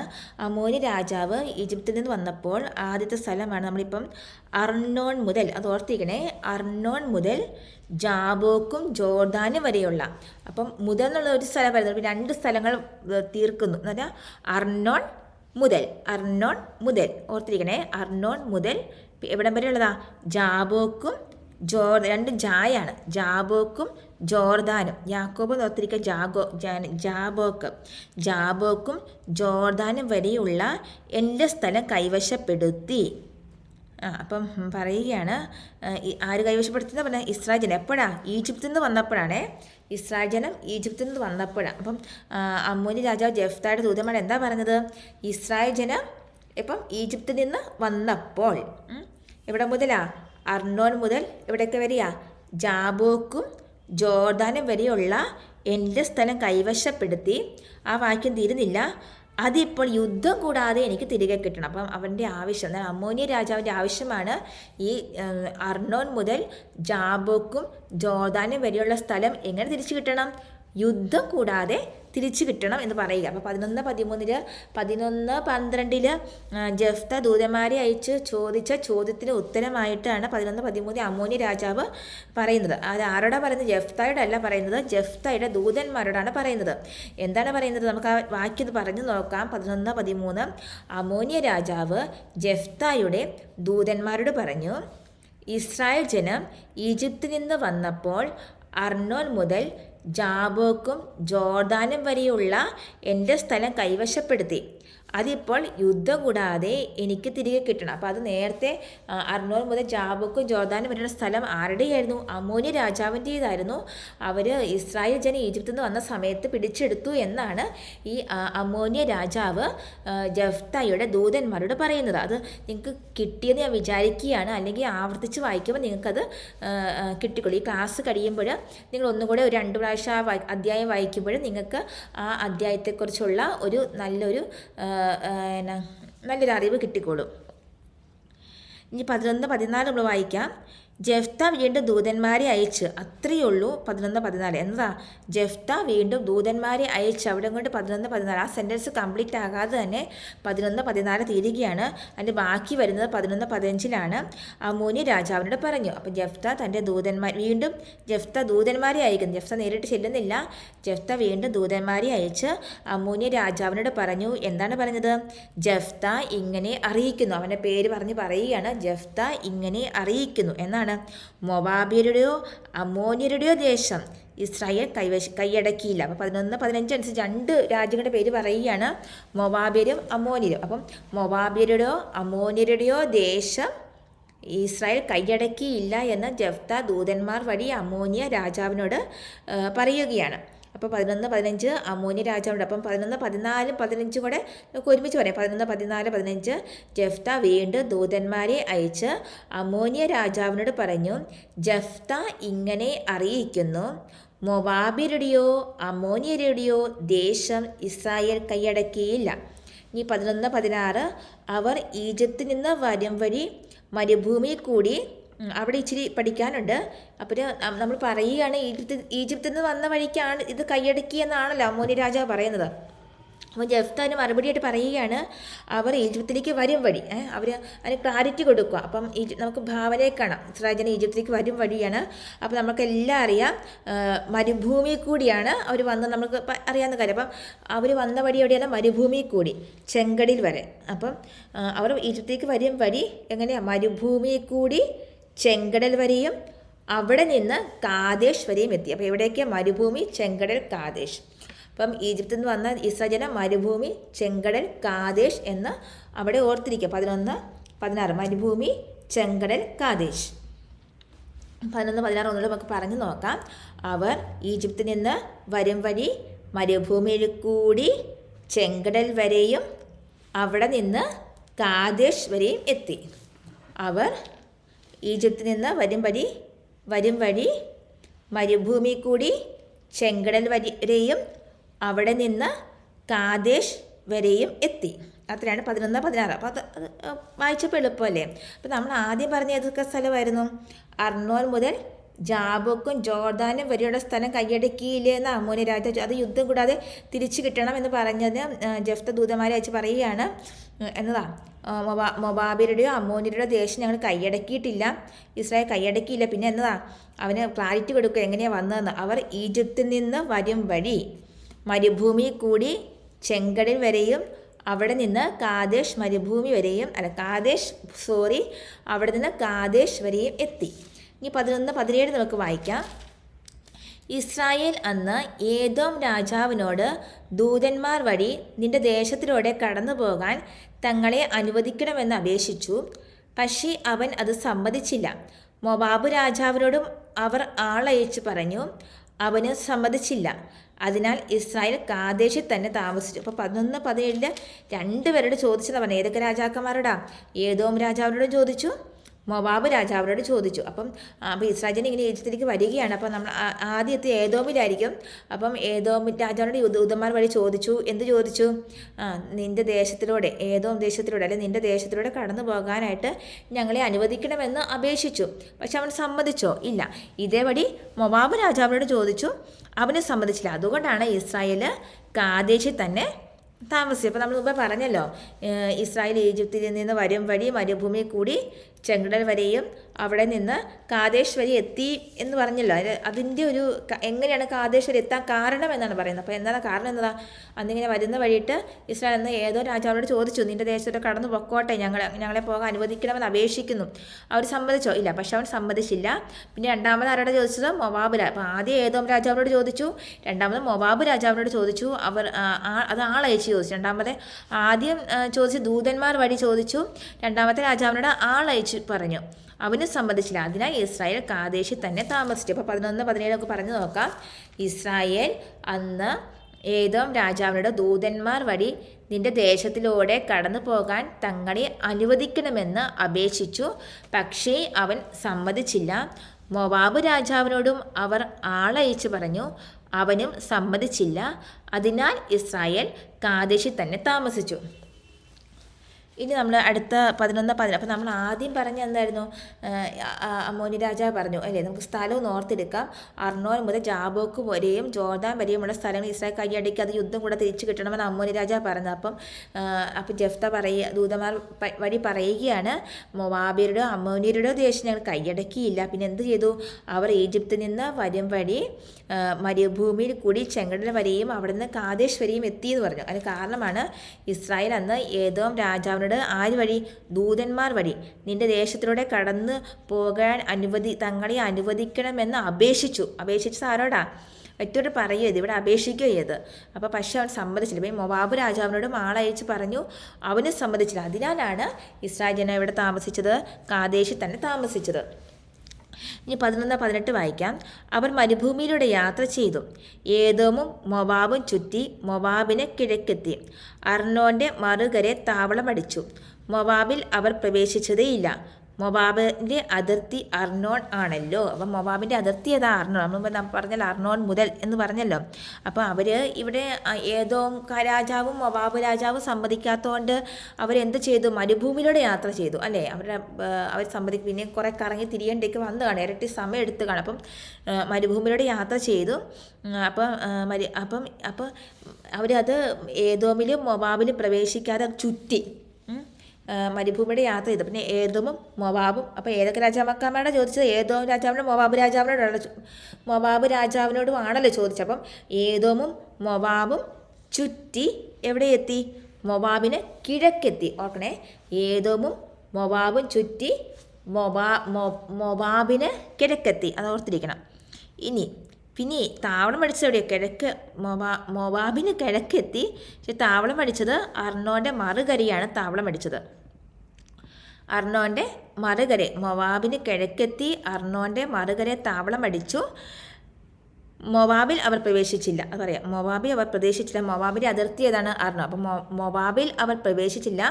മൊവാബിൻ്റെ അതിർത്തി അർണോൺ ആണല്ലോ. അതാണ് 11-18 പറയുന്നത്. അപ്പോൾ നമുക്കതൊന്ന് പറഞ്ഞു നോക്കാം. 11-18 അവർ മരുഭൂമിയിലൂടെ യാത്ര ചെയ്തു ആദ്യം. പിന്നെ രണ്ടാമത് പറയാണ്, ഏദോമും മൊവാബും ചുറ്റി മൊവാബിൻ്റെ കിഴക്കെത്തി. മൂന്നാമത് അർണോൻ്റെ മറുകരെ കിഴക്കെത്തി അർണോൻ്റെ മറുകരെ താവളം അടിച്ചു. പിന്നെ അടുത്ത് പറയണത് മൊവാബിൽ അവർ പ്രവേശിച്ചതേയില്ല. പിന്നെ എന്ന് പറയുന്നത് മൊവാബിൻ്റെ അതിർത്തി അർണോൺ ആണല്ലോ. അർണോൻ്റെ മറുകരയാണ് താവളം അടിച്ചത്. മൊവാബിന് കിഴക്കെത്തി അർണോൻ്റെ മറുകര താവളം അടിച്ചു. മൊവാബിൽ അവർ പ്രവേശിച്ചില്ല. മൊവാബിൻ്റെ അതിർത്തി അർണോൺ ആണല്ലോ. ഇത്രയാണ് പറയുന്നത്. ഇനി 11-19 നോക്കാം. ഇസ്രായേൽ ഇപ്പോൾ നമ്മൾ മൊവാബ് രാജാവിനെ കണ്ടു, ഏദോം രാജാവിനെ കണ്ടു. അപ്പോൾ ആദ്യം ചോദിച്ചത് ഏദോം രാജാവിനോടാണ്, പിന്നെ മൊവാബ് രാജാവിനോട് ചോദിച്ചത്. അത് പിന്നെ അടുത്ത് പറയാണ് ഇസ്രായേൽ ഹെഷ്ബോണിലെ, പിന്നെ അടുത്ത സ്ഥലത്തിൻ്റെ പേര് പറയുന്നത് ഹെഷ്ബോൺ. മൂന്നാമത് പറയുന്നത് ഹെഷ്ബോണിലെ അമോര്യ രാജാവ്, അമോര്യരാണെങ്കിൽ ഇത് അമോര്യ, അവിടുത്തെ രാജാവിൻ്റെ പേരൂടെ പറയുന്നുണ്ട്. മറ്റേ പേര് പറഞ്ഞില്ലെങ്കിൽ ഇവിടെ പേര് പറഞ്ഞു. അമോര്യ രാജാവായ സീഹോൻ്റെ അടുക്കൽ, അമോര്യ രാജാവിൻ്റെ പേരെന്നാണ് സീഹോൻ. സീഹോൻ്റെ അടുക്കൽ ദൂതന്മാരെ അയച്ചു, അവിടെ ദൂതന്മാരെ അയച്ചത്, നിങ്ങളുടെ ദേശത്തു കൂടെ ഞങ്ങളുടെ സ്ഥലത്തേക്ക് പോകാൻ അനുവദി, അപ്പം നിങ്ങളുടെ ദേശത്തു കൂടെ ഞങ്ങളുടെ സ്ഥലത്തേക്ക് പോകാൻ അനുവദിക്കണമെന്ന് അപേക്ഷിച്ചു. അപ്പം മൂന്നാമത്തെ രാജാവിൻ്റെ അടുത്ത് ചെന്നു. ഇസ്രായേൽ ഹെഷ്ബോണിലെ രാജാവായ തെറ്റിപ്പോയി, ഇസ്രായേൽ ഹെഷ്ബോണിലെ, അപ്പോൾ ഹെഷ്ബോണിലെ അമോര്യ രാജാവ് അത്രയും പറയുന്നുണ്ട്. അപ്പോൾ ഇസ്രായേൽ ഹെഷ്ബോണിലെ അമോര്യ രാജാവായ സീഹോൻ്റെ അടുക്കൽ ദൂതന്മാരെ അയച്ച് പറഞ്ഞു. എന്താ പറഞ്ഞ ദൂതന്മാരെ അയച്ച് ഒറ്റ സെൻറ്റൻസാണ്, നിങ്ങളുടെ ദേശത്തു കൂടി ഞങ്ങളുടെ സ്ഥലത്തേക്ക് പോകാൻ അനുവദിക്കണമെന്ന് അപേക്ഷിക്കുന്നു. അപ്പോൾ 11-19 ഇസ്രായേൽ ഹെഷ്ബോണിലെ അമോര്യ രാജാവായ സീഹോൻ്റെ അടുക്കൽ ദൂതന്മാരെ അയച്ച് നിങ്ങളുടെ ദേശത്തു കൂടി ഞങ്ങളുടെ സ്ഥലത്തേക്ക് പോകാൻ അനുവദിക്കണമെന്ന് അപേക്ഷിച്ചു. ഇനി 11-20 എന്നാൽ തൻ്റെ ദേശത്തുകൂടി ഇസ്രായേലിനെ കടത്തിവിടാൻ സീഹോന് വിശ്വാസം വന്നില്ല. അവിടെ വിശ്വാസത്തിൻ്റെ കാര്യം പറഞ്ഞത് അവിടെയാണ്. സീഹോനാണ്. ആർക്കാണ് വിശ്വാസം വരാത്തതെന്ന് ചോദിച്ചാൽ നമ്മൾ എന്ത് പറയും? സീഹോന്. അപ്പോൾ ആ സെൻറ്റൻസ് വായിക്കാം. എന്നാൽ തൻ്റെ ദേശത്തുകൂടി ഇസ്രായേലിനെ കടത്തിവിടാൻ സീഹോന് വിശ്വാസം വന്നില്ല. മാത്രമല്ല സീഹോൻ ജനങ്ങളെയെല്ലാം ഒന്നിച്ചു കൂട്ടി യാഹാസിൽ താവളമടിച്ച് ഇസ്രായേലിനോട് പൊരുതി. അപ്പോൾ അനുവാദം കൊടുത്തു എന്ന് മാത്രമല്ല, ഇസ്രായേലിനോട് പൊരുതുകയും ചെയ്ത രാജാവാണ് സീഹോൻ. അപ്പം എന്ത് ഇവിടെ സംഭവിച്ച? സീഹോൻ എവിടുത്തെ രാജാവായിരുന്നു? ഹെഷ്ബോണിലെ അമോര്യ രാജാവാണ് സീഹോൻ. സീഹോൻ എന്ത് ചെയ്തു എന്നാണ് 11-19 പറയുന്നത്, 11-20 പറയുന്നത്. ആദ്യത്തെ കാര്യം എന്ന് പറയുന്നത് ഇസ്രായേലിനെ കടത്തി സീഹോന് വിശ്വാസമില്ലായിരുന്നു. അതാണ് ആദ്യത്തെ കാര്യം. തൻ്റെ ദേശത്തു കൂടി ഇസ്രായേലിനെ കടത്തി വരാൻ സീഹോന് വിശ്വാസം വന്നില്ല. അപ്പോൾ സീഹോൻ എന്ത് ചെയ്തു? സീഹോൻ ജനങ്ങളെ എല്ലാം ഒന്നിച്ചു കൂട്ടി. ഒന്നിച്ചു കൂട്ടിയിട്ട് എവിടെ താവളം പിടിച്ചു? യാഹാസിൽ. അത് ഓർത്തിക്കണേ, യാഹാസിലാണ് താവളം അടിച്ചത്. ജനങ്ങളെ എല്ലാം ഒന്നിച്ചു കൂട്ടിയിട്ട് യാഹാസിൽ താവളം അടിച്ച് ഇസ്രായേലിനോട് പൊരുതി. നമുക്ക് ആ വാക്യം ഒന്നുകൂടെ വായിക്കാം. 11-20 എന്നാൽ തൻ്റെ ദേശത്തുകൂടി ഇസ്രായേലിനെ കടത്തി വിടാൻ സീഹോന് വിശ്വാസം വന്നില്ല. മാത്രമല്ല സീഹോൻ ജനങ്ങളെയെല്ലാം ഒന്നിച്ചു കൂട്ടി യാഹാസിൽ താവളമടിച്ച് ഇസ്രായേലിനോട് പൊരുതി. ഇനി 11-21 ഇസ്രായേലിൻ്റെ ദൈവമായ കർത്താവ് സീഹോനെയും അവൻ്റെ ജനത്തെയും ഇസ്രായേൽക്കാരുടെ കയ്യിൽ ഏൽപ്പിച്ചു. ഇസ്രായേൽ അവരെ പരാജയപ്പെടുത്തി ആ സ്ഥലത്ത് താമസിച്ചിരുന്ന അമോര്യരുടെ ദേശം അവർ പിടിച്ചെടുത്തു. അപ്പോൾ എങ്ങനെ പിടിച്ചെടുക്കാൻ കാരണം പറയുന്നു കേട്ടോ. അപ്പം ആദ്യം പറഞ്ഞായിരുന്നല്ലോ അമോന്യരുടെ മൊവാബിയുടെ ദേശം കീഴടക്കിയില്ല എന്നൊക്കെ ജെഫ്ത പറഞ്ഞായിരുന്നല്ലോ, ഞങ്ങളുടെ കയ്യിലില്ല എന്നൊക്കെ. അപ്പോൾ അതിൻ്റെ വിശദീകരണം പറയുകയാണ്, ഇസ്രായേലിൻ്റെ ദൈവമായ കർത്താവ്, ചുമ്മാ ദൈവമായ കർത്താവല്ല, ഇസ്രായേലിൻ്റെ ദൈവമായ കർത്താവ്, ജനങ്ങളുമല്ല, ഇസ്രായേലിൻ്റെ ദൈവമായ കർത്താവാണ് സീഹോനോട് പൊരുതിയത്. അപ്പം വായിക്കാം. ഇസ്രായേലിൻ്റെ ദൈവമായ കർത്താവ് സീഹോനെയും അവരുടെ ജനത്തെയും ഇസ്രായേൽക്കാരുടെ കയ്യിൽ ഏൽപ്പിച്ചു. സീഹോനെ മാത്രമല്ല അവരുടെ ജനത്തെയും കൂടി. അപ്പോൾ ജനം കൂടിയല്ലേ യാഹസ് താവളം പഠിച്ചത്. അപ്പോൾ സീഹോനെയും അവരുടെ ജനത്തെയും ഇസ്രായേൽക്കാരുടെ കയ്യിൽ ഏൽപ്പിച്ചു. മാത്രമല്ല പിന്നെ ഇസ്രായേൽ അവരെ പരാജയപ്പെടുത്തി ആ സ്ഥലത്ത് താമസിച്ചിരുന്ന അമോര്യരുടെ ദേശം അവർ പിടിച്ചെടുത്തു. അമ്മോന്യരാണ് യുദ്ധത്തിന് വന്നത്. ദേശം പിടിച്ചെടുത്തത് അമോര്യരുടെ. അപ്പോൾ ആ ദേശത്ത് താമസിച്ച അപ്പോൾ സീഹോനെ പരാജയപ്പെടുത്തി ദൈവമായ കർത്താവ് കൊടുത്ത, ഇസ്രായേലിൻ്റെ ദൈവമായ കർത്താവ് കൊടുത്ത സ്ഥലമാണ് അമോര്യരുടെ ദേശം മുഴുവനും കൊടുത്തതാണ് ഇസ്രായേൽക്കാർക്ക്. അപ്പം അതൊന്നുകൂടെ പറയാം. 11-21 ഇസ്രായേലിൻ്റെ ദൈവമായ കർത്താവ് സീഹോനെയും അവരുടെ ജനത്തെയും ഇസ്രായേൽക്കാരുടെ കയ്യിൽ ഏൽപ്പിച്ചു. ഇസ്രായേൽ അവരെ പരാജയപ്പെടുത്തി ആ സ്ഥലത്ത് താമസിച്ചിരുന്ന അമോര്യരുടെ ദേശം അവർ പിടിച്ചെടുത്തു. ഇനി അടുത്തത് 11-22 നമ്മൾ ആദ്യം പറഞ്ഞില്ല അർണോൻ മുതൽ ജാബോക്ക് വരെയും അതാണ് പറയുക. അർണോൻ മുതൽ ജാബോക്ക് വരെയും അവിടെ ജോർദാൻ പറയുന്നില്ല. അർണോൻ മുതൽ ജാബോക്ക് വരെയും പിന്നെ അടുത്ത് എവിടെ മുതൽ മരുഭൂമി മുതൽ അവിടെ ജോർദാൻ വരുന്നത്, മരുഭൂമി മുതൽ ജോർദാൻ വരെയുമുള്ള അപ്പം ഏതൊക്കെ പ്രദേശമാണ്? അർണോൻ മുതൽ ജാബോക്ക് വരെയും പിന്നെ മരുഭൂമി മുതൽ ജോർദാൻ വരെയുമുള്ള ആരുടെ ദേശമാണ് പിടിച്ചെടുക്കിയത്? അമോര്യരുടെ ദേശം കൈവശപ്പെടുത്തി. ആ ദേശം മുഴുവൻ കൈവശപ്പെടുത്തി. അപ്പോൾ എവിടെ മുതലാണ്? നമ്മൾ അർണോൻ മുതൽ ജാബോക്ക്, നമുക്കെല്ലാം പരിചയമുള്ള പേരുകൾ ഇപ്പം നമ്മൾ മുമ്പ് പഠിച്ചനുസരിച്ച്. അപ്പോൾ അർണോൻ മുതൽ 11:22 അർണോൻ മുതൽ ജാബോക്ക് വരെയും മരുഭൂമി മുതൽ ജോർദാൻ വരെയുമുള്ള അമോര്യരുടെ ദേശം മുഴുവൻ കൈവശപ്പെടുത്തി. ഇനി 11:23 വായിക്കാം. അങ്ങനെ ഇസ്രായേലിൻ്റെ ദൈവമായ കർത്താവ് തന്നെ തൻ്റെ ജനമായ ഇസ്രായേലിൻ്റെ മുമ്പിൽ നിന്ന് അമോര്യരെ തുരുത്തിയിരിക്കെ നീ അവ കൈവശമാക്കാൻ പോകുന്നുവോ? പിന്നെ ചോദ്യമാണ് എന്നതാ. കാരണം ഈ ദൈവമായ കർത്താവ് നേരിട്ട് തന്ന സ്ഥലമാണ് അത്. അപ്പോൾ അത് നമ്മുടെ കൈവശം ഇരിക്കുകയെ നീ അവരെയൊക്കെ തുരുത്തി നമ്മളത് പിടിച്ചെടുത്ത സ്ഥലത്തെ വീണ്ടും കൈവശമാക്കാൻ പോകുന്നു. ആരോട്? അമ്മോന്യ രാജാവിനോട് ചോദിക്കുന്നത് ദൂതന്മാർ വഴി. അപ്പം അങ്ങനെ ഇസ്രായേലിൻ്റെ, നമുക്കൊന്ന് വായിച്ച് പഠിക്കാം. 11:23 അങ്ങനെ ഇസ്രായേലിൻ്റെ ദൈവമായ കർത്താവ് തന്നെ തൻ്റെ ജനമായ ഇസ്രായേലിൻ്റെ മുമ്പിൽ നിന്ന് അമ്മോന്യരെ തുരുത്തിയിരിക്കെ നീ അവ കൈവശമാക്കാൻ പോകുന്നുവോ? 24 നിന്റെ ദൈവമായ കെമോഷ് നിനക്ക് തരുന്നത് നീ കൈവശം വയ്ക്കുന്നില്ലേ? ഞങ്ങളുടെ ദൈവമായ കർത്താവ് ഞങ്ങൾക്ക് ഒഴിപ്പിച്ച് തരുന്നതൊക്കെ ഞങ്ങൾ കൈവശമാക്കും. അപ്പം അമോന്യ രാജാവ് ആരാണ്? അമോന്യ രാജാവിൻ്റെ ദൈവം ആരാണ്? കെമോഷ്. ഓർത്തിരിക്കണേ, കെമോഷ്. ബാലെന്നൊക്കെ പറയാൻ നമുക്കുണ്ട്. അസ്താർത്ഥ ദേവത, അതൊക്കെ കേട്ട് പരിചയമുള്ള പേരുകൾ. പക്ഷേ ഇവിടെ ഒരു വേറെ പേരാ പറയുന്നത്, കെമോഷ്. നമുക്ക് ഓപ്ഷൻ വരുമ്പോൾ മനസ്സിലോട്ട് പരിപാടിക്കും കെമോഷ്. അപ്പം എന്താണ് ചോദിക്കുന്നത്? നിന്റെ ദൈവമായ കെമോഷ് നിനക്ക് തരുന്നത് നീ കൈവശം വയ്ക്കുന്നില്ലേ? ചോദിക്കുക. നിന്റെ ദൈവമായ കെമോഷ് നിനക്ക് തരുന്നത് നീ കൈവശം വെക്കുന്നില്ലേ? അടുത്ത ചോദ്യം, അടുത്ത ഉത്തരമാണ് ഞങ്ങളുടെ ദൈവമായ കർത്താവ് ഞങ്ങൾക്ക് ഒഴിപ്പിച്ച് തരുന്നതൊക്കെ ഞങ്ങൾ കൈവശമാക്കും. അപ്പോൾ എന്തൊക്കെ ദൈവം തരുന്നു അത് മുഴുവൻ ഞങ്ങൾ എടുക്കും. ഞങ്ങളുടെ ദൈവമായ കർത്താവ് ഞങ്ങൾക്ക് ഒഴിപ്പിച്ച് തരുന്നതൊക്കെ ഞങ്ങൾ കൈവശമാക്കും. അപ്പോൾ 11:24 പറയുന്നതൊക്കെയാണ്, നിന്റെ ദൈവമായ കെമോഷ് നിനക്ക് തരുന്നതെല്ലാം നീ കൈവശം വയ്ക്കുന്നില്ലേ? നിന്റെ ദൈവമായ കെമോഷ് നിനക്ക് തരുന്നത് നീ കൈവശം വയ്ക്കുന്നില്ലേ? ഞങ്ങളുടെ ദൈവമായ കർത്താവ് ഞങ്ങൾക്ക് ഒഴിപ്പിച്ച് തരുന്നതെല്ലാം ഞങ്ങൾ കൈവശമാക്കും. ഇനി 11:25 മോവാബ് രാജാവായ സിപ്പോറിൻ്റെ പുത്രൻ ബാലാക്കിനേക്കാൾ ശ്രേഷ്ഠനാണോ നീ? അവൻ എപ്പോഴെങ്കിലും ഇസ്രായേലിനെ എതിർത്തിട്ടുണ്ടോ? അവർക്കെതിരെ യുദ്ധത്തിന് ഇറങ്ങിയിട്ടുണ്ടോ? അപ്പം അവിടെ രാജാവിൻ്റെ പേര് പറയുക. അതാ മോവാബ് രാജാവായ സിപ്പോർ. നമ്മൾ മുമ്പേ കണ്ട രാജാവിൻ്റെ പേരെന്തായിരുന്നു? അമോര്യ രാജാവായ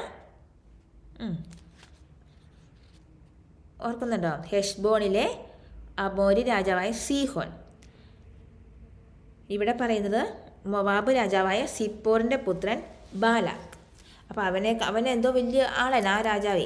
അപ്പോൾ അതിനേക്കാൾ ശ്രേഷ്ഠനാണോ നീ എന്ന് ചോദിക്കുന്നത്. ആരുടെ? അമ്മോന്യ രാജാവ്. ഇപ്പോൾ മോവാബ് രാജാവായ സിപ്പോറിൻ്റെ പുത്രൻ ബാലാക്കിനേക്കാൾ അപ്പോൾ ശ്രേഷ്ഠനാണ് നീ. അവൻ പോലും ഞങ്ങളുടെ നേരെ കൈ ഉയർത്തിയിട്ടില്ല, ഞങ്ങളെ എതിർത്തിട്ടില്ല. അവൻ എപ്പോഴെങ്കിലും ഇസ്രായേലിനെ എതിർത്തിട്ടുണ്ടോ?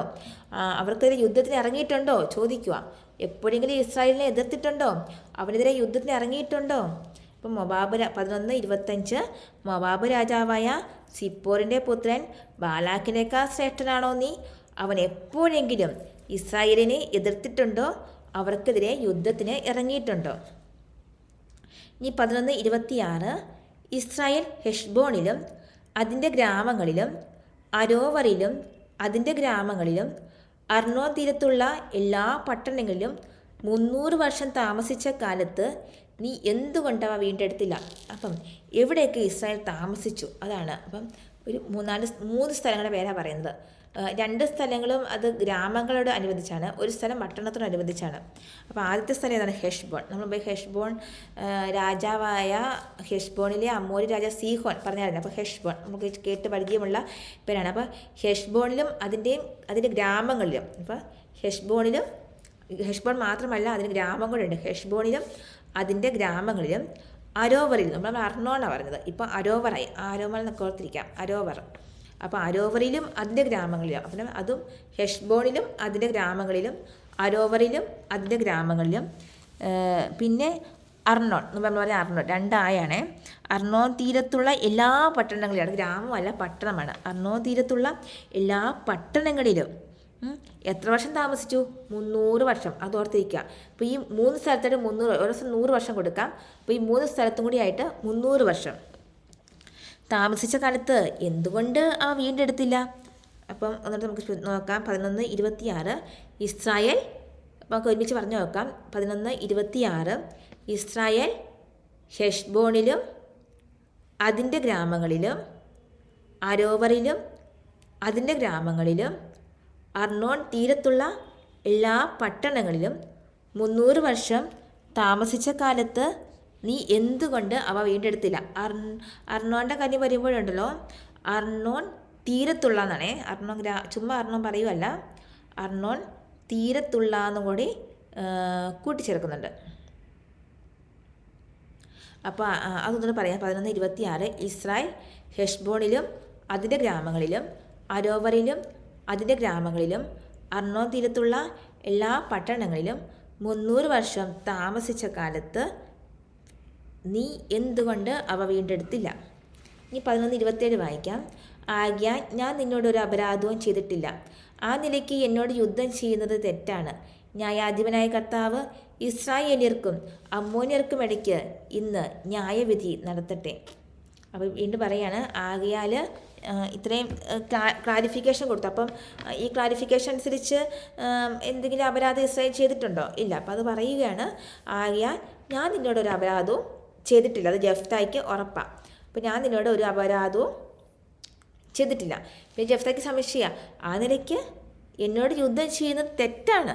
അപ്പം തെറ്റ് ബോധ്യപ്പെടുത്തി കൊടുക്കുക. അപ്പം ആകയാൽ ഞാൻ നിന്നോട് ഒരു അപരാധവും ചെയ്തിട്ടില്ല. ആകയാൽ ആ നിലയ്ക്ക് എന്നോട് യുദ്ധം ചെയ്യുന്നത് തെറ്റാണ്. പിന്നെ അവിടെ ഈ ദൈവത്തിന് കൊടുക്കുന്ന, അല്ലെങ്കിൽ കർത്താവിന് കൊടുക്കുന്ന വിശേഷണം എന്താണ്? ന്യായാധിപനായ കർത്താവ്. മുമ്പ് നമ്മൾ ഇസ്രായേലിൻ്റെ ദൈവമായ കർത്താവ് എന്ന് പറഞ്ഞായിരുന്നു. ഇവിടെ പറയുന്നതാണ് ന്യായാധിപനായ കർത്താവ്.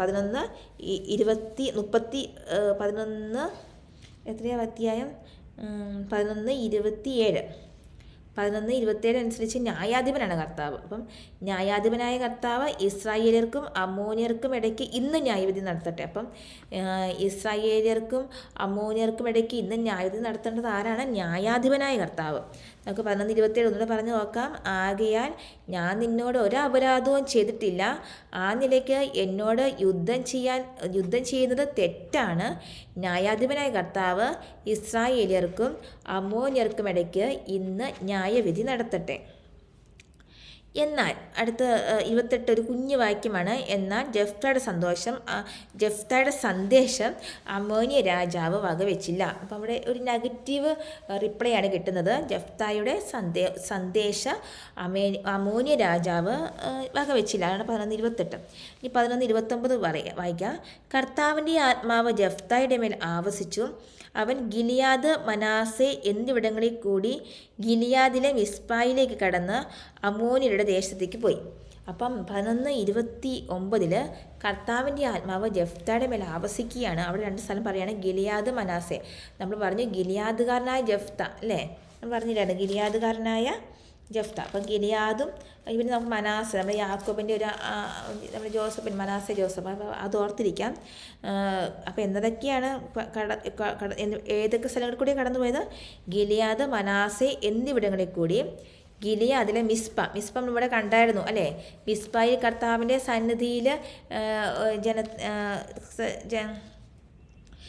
കർത്താവിന് മുമ്പ് വെച്ച് ജെഫ്ത ജനങ്ങളോട് സംസാരിച്ചു എന്ന് നമ്മൾ 11 പഠിച്ചായിരുന്നു. അപ്പം ഇവിടെയും വീണ്ടും മിസ്പ വരാം. മിസ്പ ഇനി എവിടെയാണെന്ന് കൂടെ പറയുന്നുണ്ട്. ഗിലിയാദിലെ മിസ്പ. അപ്പം കർത്താവിൻ്റെ 11:29 പറഞ്ഞു നോക്കാം. കർത്താവിൻ്റെ ആത്മാവ് ജെഫ്തായുടെ മേൽ ആവസിച്ചു. അവൻ ഗിലിയാദ്, മനാസ എന്നിവിടങ്ങളിൽ കൂടി ഗിലിയാദിലെ മിസ്പായിലേക്ക് കടന്ന് അമ്മോന്യരുടെ ദേശത്തേക്ക് പോയി. അപ്പം മിസ്പായുടെ കടന്ന് എങ്ങോട്ടാണ് പോയത്? അമ്മോന്യരുടെ ദേശത്തേക്ക് പോയി. ഇനി 11:30 ജെഫ്ത കർത്താവിൻ്റെ ഒരു നേർച്ച നേടും. അപ്പം 30 അനുസരിച്ചാണ് ഒരു നേർച്ച നേടുകയാണ് ജെഫ്ത. എന്തായിരുന്നു നേർച്ച എന്ന് വെച്ചാൽ, അങ്ങ് അമ്മോന്യരെ എൻ്റെ കയ്യിൽ ഏൽപ്പിക്കുമെങ്കിൽ, കംപ്ലീറ്റ് ആകുന്നില്ല, 30 പകുതി 31 പകുതി അങ്ങനെ കിടക്കുകയാണ്. അപ്പോൾ ജെഫ്ത കർത്താവിൻ്റെ നേർച്ച നേർന്നു. 30 പറയുകയാണ്, ജെഫ്ത കർത്താവിൻ്റെ നേർച്ച നേർന്നു. എന്താണ്? അങ്ങ് അമ്മോന്യരെ എൻ്റെ കയ്യിൽ ഏൽപ്പിക്കുമെങ്കിൽ. അടുത്ത വാക്യത്തിൽ പോവുകയാണ്. 11:31 ഞാൻ അവരെ തോൽപ്പിച്ച് ജേതാവായി തിരികെ ചെല്ലുമ്പോൾ, വിജയായിട്ട് നല്ല ജേതാവായി. അപ്പോൾ ഞാൻ അവരെ തോൽപ്പിച്ച് ജേതാവായി തിരികെ ചെല്ലുമ്പോൾ എന്നെ എതിരേൽക്കാൻ പടിവാതിക്കലേക്ക് ആദ്യം വരുന്നത് ആരായിരുന്നാലും അവൻ കർത്താവിൻ്റേതായിരിക്കും. അപ്പം ജെഫ്ത പറയുന്ന നേർച്ച എന്നതാണ്, ഞാൻ അവരെ തോൽപ്പിച്ച് ജേതാവായിട്ട് തിരികെ ചെല്ലുമ്പോൾ എന്നെ വരവേൽക്കാനായിട്ട് പടിവാതിക്കലേക്ക് ആദ്യം വരുന്നത് ആരാണോ അത് കർത്താവിൻ്റേതായിരിക്കും. ഞാൻ അവനെ ദഹനബലിയായി അവിടത്തേക്ക് അർപ്പിക്കും. അപ്പം അതാണ് ജെഫ്തയുടെ നേർച്ച. 30-31 നേർച്ച പറയുന്നത്. ഞാൻ അവരെ തോൽപ്പിച്ച് ജേതാവായി തിരികെ ചെല്ലുമ്പോൾ എന്നെ എതിരേൽക്കാൻ പടിവാതിക്കലേക്ക് ആദ്യം വരുന്നത് ആരായിരുന്നാലും അവൻ കർത്താവിൻ്റേതായിരിക്കും. അത് എന്നാ ബലിയായിട്ട് അറിഞ്ഞ് ദഹനബലി ഓർത്തിരിക്കണേ. ഞാൻ അവനെ ദഹനബലിയായി അവിടത്തേക്ക് അർപ്പിക്കും. അപ്പോൾ ദഹനബലിയായിട്ട് അർപ്പിക്കുമെന്നാണ് പറഞ്ഞിരിക്കുന്നത്. ഇനി 32 ജെഫ്ത യുദ്ധം ചെയ്യാൻ അമ്മോന്യരുടെ അതിർത്തി കടന്നു. അപ്പം യുദ്ധം തുടങ്ങുകയാണ്. അതിർത്തി കടന്നു. കർത്താവ് അവരെ അവൻ്റെ കയ്യിൽ ഏൽപ്പിച്ചു. അപ്പം ജെഫ്ത യുദ്ധം ചെയ്യാനായിട്ട് അമ്മോന്യരുടെ അതിർത്തി കടന്നു കഴിഞ്ഞപ്പം കർത്താവ് എന്ത് ചെയ്തു? അവരെ ഏൽപ്പിച്ചു. 32 അനുസരിച്ച് കർത്താവ് അവരെ അവൻ്റെ കയ്യിൽ ഏൽപ്പിച്ചു. 32 ജെഫ്ത യുദ്ധം ചെയ്യാൻ അമ്മോന്യരുടെ അതിർത്തി കടന്നു. കർത്താവ് അവരെ അവൻ്റെ കയ്യിൽ ഏൽപ്പിച്ചു. ഇനി 33 കുറച്ച് സ്ഥലങ്ങൾ പറയാണ്. അരോവർ മുതൽ, നമ്മൾ മുമ്പേ അരോവർ കണ്ടായിരുന്നു അല്ലേ? അപ്പം അരോവർ മുതൽ മിന്നിത്തിന് സമീപം വരെ, അപ്പം മിന്നെന്നൊക്കെ ഓർത്തിരിക്കാം. അല്ല ഇപ്പം എന്നാ ചെയ്യുന്നത്? അരോവർ മുതൽ മിന്നിത്തിന് സമീപം വരെയും. പിന്നെ അടുത്തൊരു വാക്കുന്ന ആബേൽ കെരാമീം വരെയും. ആബേൽ കായൽ ഓർത്തിരുന്ന ആബേൽ കെരാമി, ആബേൽ കായൽ എന്നൊരു സ്ഥലത്ത് കെരാമി എന്ന് ഓർത്തിരുന്നാൽ മതി. ആബേൽ കെരാമീം വരെയും. അപ്പം തുടക്കം അരോവർ, പിന്നെ 2 സ്ഥലം വരുന്നത്. അരോവർ മുതൽ മിന്നിത്തിന് വരെയും ആബേൽ കെരാമീം വരെയും 20 പട്ടണങ്ങളിൽ അവൻ അവരെ വകവരുത്തി. അപ്പോൾ 20 പട്ടണങ്ങളിലാണ് വകവരുത്തിയത്. ഇവിടെ മുതൽ അരോവർ മുതൽ മിന്നിത്തിന് വരെയും ആബേൽ കെരാമീം വരെയും 20 പട്ടണങ്ങൾ അവർ വകവരുത്തി. 20 പട്ടണങ്ങളിൽ അവനവരെ വകവരുത്തി. വലിയ കൂട്ടക്കൊല നടന്നു. അമ്മോന്യർ ഇസ്രായേലിനെ കീഴടക്കി. ചോദിച്ചു മേടിച്ചതല്ലേ. അപ്പോൾ അവിടെ 33 കൊണ്ട് ആ പാരാഗ്രാഫ് കഴിയും. അപ്പോൾ നമുക്ക് ആ 11:33 അത് പറഞ്ഞു നോക്കാം. അരോവർ മുതൽ മിന്നിത്തിന് വരെയും ആബേൽ കെരാമീം വരെയും 20 പട്ടണങ്ങളിൽ അവൻ അവരെ വകവരുത്തി. വലിയ കൂട്ടക്കൊല നടന്നു. അമ്മോന്യർ ഇസ്രായേലിന് കീഴടങ്ങി. അപ്പം ഇത്രയാണ് നമ്മൾ 3-ാം പാരഗ്രാഫിൽ വായിക്കുന്നത്. അപ്പോൾ 3-ാം പാരഗ്രാഫ് നോക്കിയോ കാണാതെ എങ്ങനെയാണ് നമുക്കൊന്നുകൂടി ഒന്ന് നോക്കാം. നമുക്കൊന്ന് ഒന്നുകൂടി ഒന്ന് മനസ്സിലേക്ക് പതിയാൻ വേണ്ടിയിട്ട്. അപ്പം ആദ്യം 11-12 3-ാമത്തെ പാരഗ്രാഫ് ആരംഭിക്കുന്നത്. 11-12 എന്നാണ്? ജെഫ്ത ദൂതന്മാരെ അയച്ച് അമ്മോന്യ രാജാവിനോട് ചോദിച്ചു, എൻ്റെ ദേശത്തോട് യുദ്ധം ചെയ്യാൻ നിനക്ക് എന്നോട് എന്താണ് വിരോധം? 11-13 അമ്മോന്യ രാജാവ് ജെഫ്തയുടെ ദൂതന്മാരോട് പറഞ്ഞു, ഇസ്രായേൽ ജനം ഈജിപ്തിൽ നിന്ന് വന്നപ്പോൾ അർണോൻ മുതൽ ജാബോക്ക് വരെയും ജോർദാൻ വരെയുമുള്ള അർണോൻ മുതൽ ജാബോക്കും ജോർദാനും വരെയുള്ള എൻ്റെ സ്ഥലം കൈവശപ്പെടുത്തി. അതിപ്പോൾ യുദ്ധം കൂടാതെ എനിക്ക് തിരികെ കിട്ടണം. പിന്നെ 11-14 ജെഫ്ത വീണ്ടും ദൂതന്മാരെ അയച്ച് 11-15 അമ്മോന്യ രാജാവിനോട് പറഞ്ഞു, ജെഫ്ത ഇങ്ങനെ അറിയിക്കുന്നു, മൊവാബ്യരുടെയോ അമ്മോന്യരുടെയോ ദേശം ഇസ്രായേൽ കൈയടക്കിയില്ല. അവർ ഈജിപ്തിൽ നിന്ന് വരും വഴി 11-16 അവർ ഈജിപ്തിൽ നിന്ന് വരും വഴി മരുഭൂമി കൂടി ചെങ്കടൽ വരെയും അവിടെ നിന്ന് കാദേശ് വരെയും എത്തി. മരുഭൂമി കൂടി ചെങ്കടൽ വരെയും അവിടെ നിന്ന് കാദേശ് വരെയും എത്തി. ഇനി 11-17 ഇസ്രായേൽ അന്ന് ഏദോം രാജാവിനോട് ദൂതന്മാർ വഴി നിന്റെ ദേശത്തിലൂടെ കടന്നു പോകാൻ തങ്ങളെ അനുവദിക്കണമെന്ന് അപേക്ഷിച്ചു.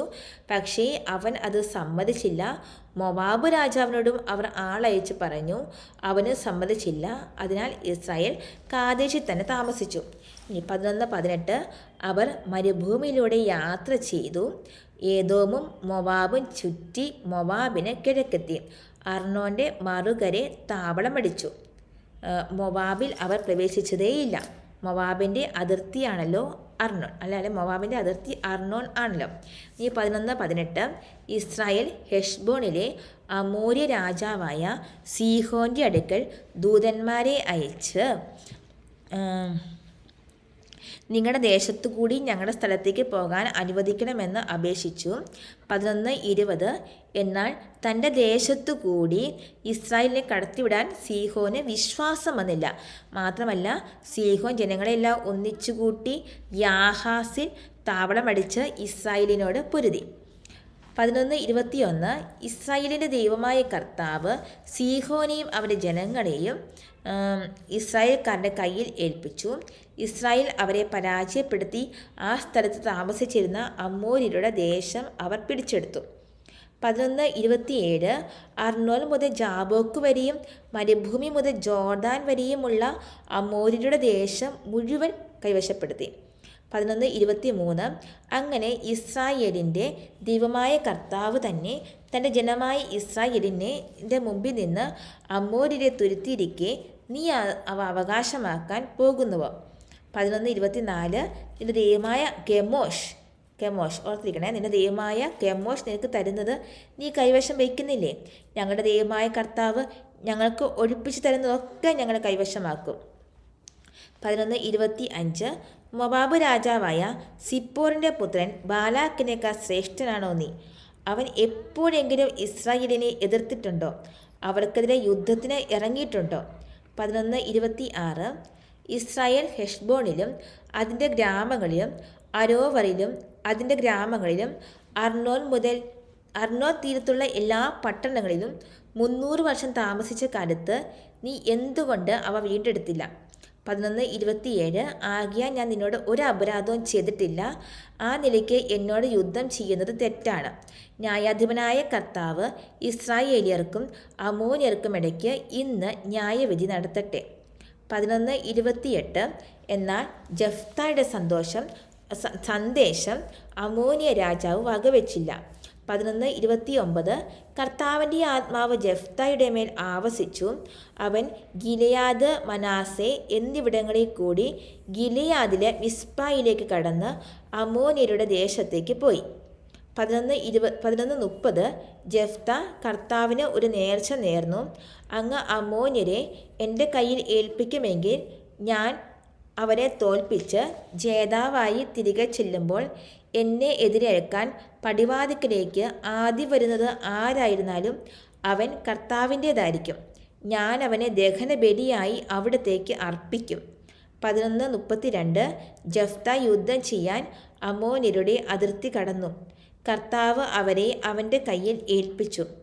11:33 അരോവർ മുതൽ മിന്നിത്തിന് സമീപം വരെയും ആബേൽ കെരാമി വരെയും 20 പട്ടണങ്ങളിൽ അവൻ അവരെ വകവരുത്തി. വലിയ കൂട്ടക്കൊല നടന്നു. അമ്മോന്യർ ഇസ്രായേലിന് കീഴടങ്ങി. ഇനി നമുക്ക് ലാസ്റ്റ് പാരഗ്രാഫിലേക്ക് കടക്കുകയാണ്. 11:34 അവിടെ നമുക്ക് വായിക്കാം. ജഫ്ത മിസ്പായിലുള്ള തൻ്റെ വീട്ടിലേക്ക് വന്നു. അപ്പോൾ ജഫ്തയുടെ വീട് മിസ്പായിലാണ് പറയുകയാണ്. അപ്പോൾ മിസ്പായിലുള്ള തൻ്റെ വീട്ടിലേക്ക് വന്നു. അതാ അവൻ്റെ മകൾ തപ്പ് കൊട്ടി നൃത്തം വെച്ച് അവനെ എതിരേൽക്കാൻ വരുന്നു. എങ്ങനെയാണ് വരുന്നത്? തപ്പ് കൊട്ടി. അപ്പോൾ നമ്മൾ നേർച്ചയുടെ കാര്യം പറഞ്ഞില്ലായിരുന്നു. അപ്പോൾ ആരാ വന്നത്? ആദ്യം മകളാണ് വന്നത്. അപ്പം മകള് എങ്ങനെയാണ് വന്നത്? തപ്പ് കൊട്ടി നൃത്തം വെച്ചാണ് വന്നത് അവനെ എതിരേൽക്കാനായിട്ട്. പക്ഷേ പ്രത്യേകത ഉണ്ടായിരുന്നു. അവൾ അവൻ്റെ ഏക സന്താനം, മക്കളൊന്നും ഉണ്ടായിരുന്നില്ല. അവന് വേറെ മകനോ മകളോ അവനില്ലായിരുന്നു. അവന് ഏക സന്താനമായിരുന്നു. അപ്പോൾ 11:34 ഒന്നുകൂടെ പറഞ്ഞു നോക്കാം. ജഫ്ത മിസ്പായിലുള്ള തൻ്റെ വീട്ടിലേക്ക് വന്നു. അതാ അവൻ്റെ മകൾ തപ്പ് കൊട്ടി നൃത്തം ചെയ്ത് അവനെ എതിരേൽക്കാൻ വരുന്നു. അവൾ അവൻ്റെ ഏക സന്താനമായിരുന്നു. വേറെ മകനോ മകളോ അവനില്ലായിരുന്നു. ഇനി 11:35 അവളെ കണ്ടപ്പോൾ അവൻ വസ്ത്രം കീറിക്കൊണ്ട് പറയും. അപ്പോൾ അവളെ കണ്ടപ്പോൾ അവൻ എന്താ ആദ്യം ചെയ്തു? വസ്ത്രം കീറി. അപ്പോൾ അവളെ കണ്ടപ്പോൾ അവൻ എന്ത് ചെയ്തു? വസ്ത്രം കീറിക്കൊണ്ട് എന്താണ് പറഞ്ഞത്? അയ്യോ മകളെ, നീ എന്നെ ദുഃഖത്തിലാഴ്ത്തിയല്ലോ. അയ്യോ മകളെ, നീ എന്നെ ദുഃഖത്തിലാഴ്ത്തിയല്ലോ. പിന്നെ നീ എന്നെ വല്ലാത്ത വിഷമത്തിലാക്കിയിരിക്കുന്നു. ഞാൻ കർത്താവിന് വാക്ക് കൊടുത്തു പോയി. നേർച്ചയിൽ നിന്ന് പിന്മാറാൻ എനിക്ക് സാധിക്കില്ല. കണ്ടോ? അപ്പം ആ കൊടുത്ത വാക്കിനോട് വിശ്വസ്തത പുലർത്തുന്ന ജഫ്തായാണ് ഇവിടെ കാണുന്നത്. അപ്പം സ്വന്തം മകളാണ്. അവന് വേണമെങ്കിൽ തീരുമാനമൊക്കെ മാറ്റാമായിരുന്നു.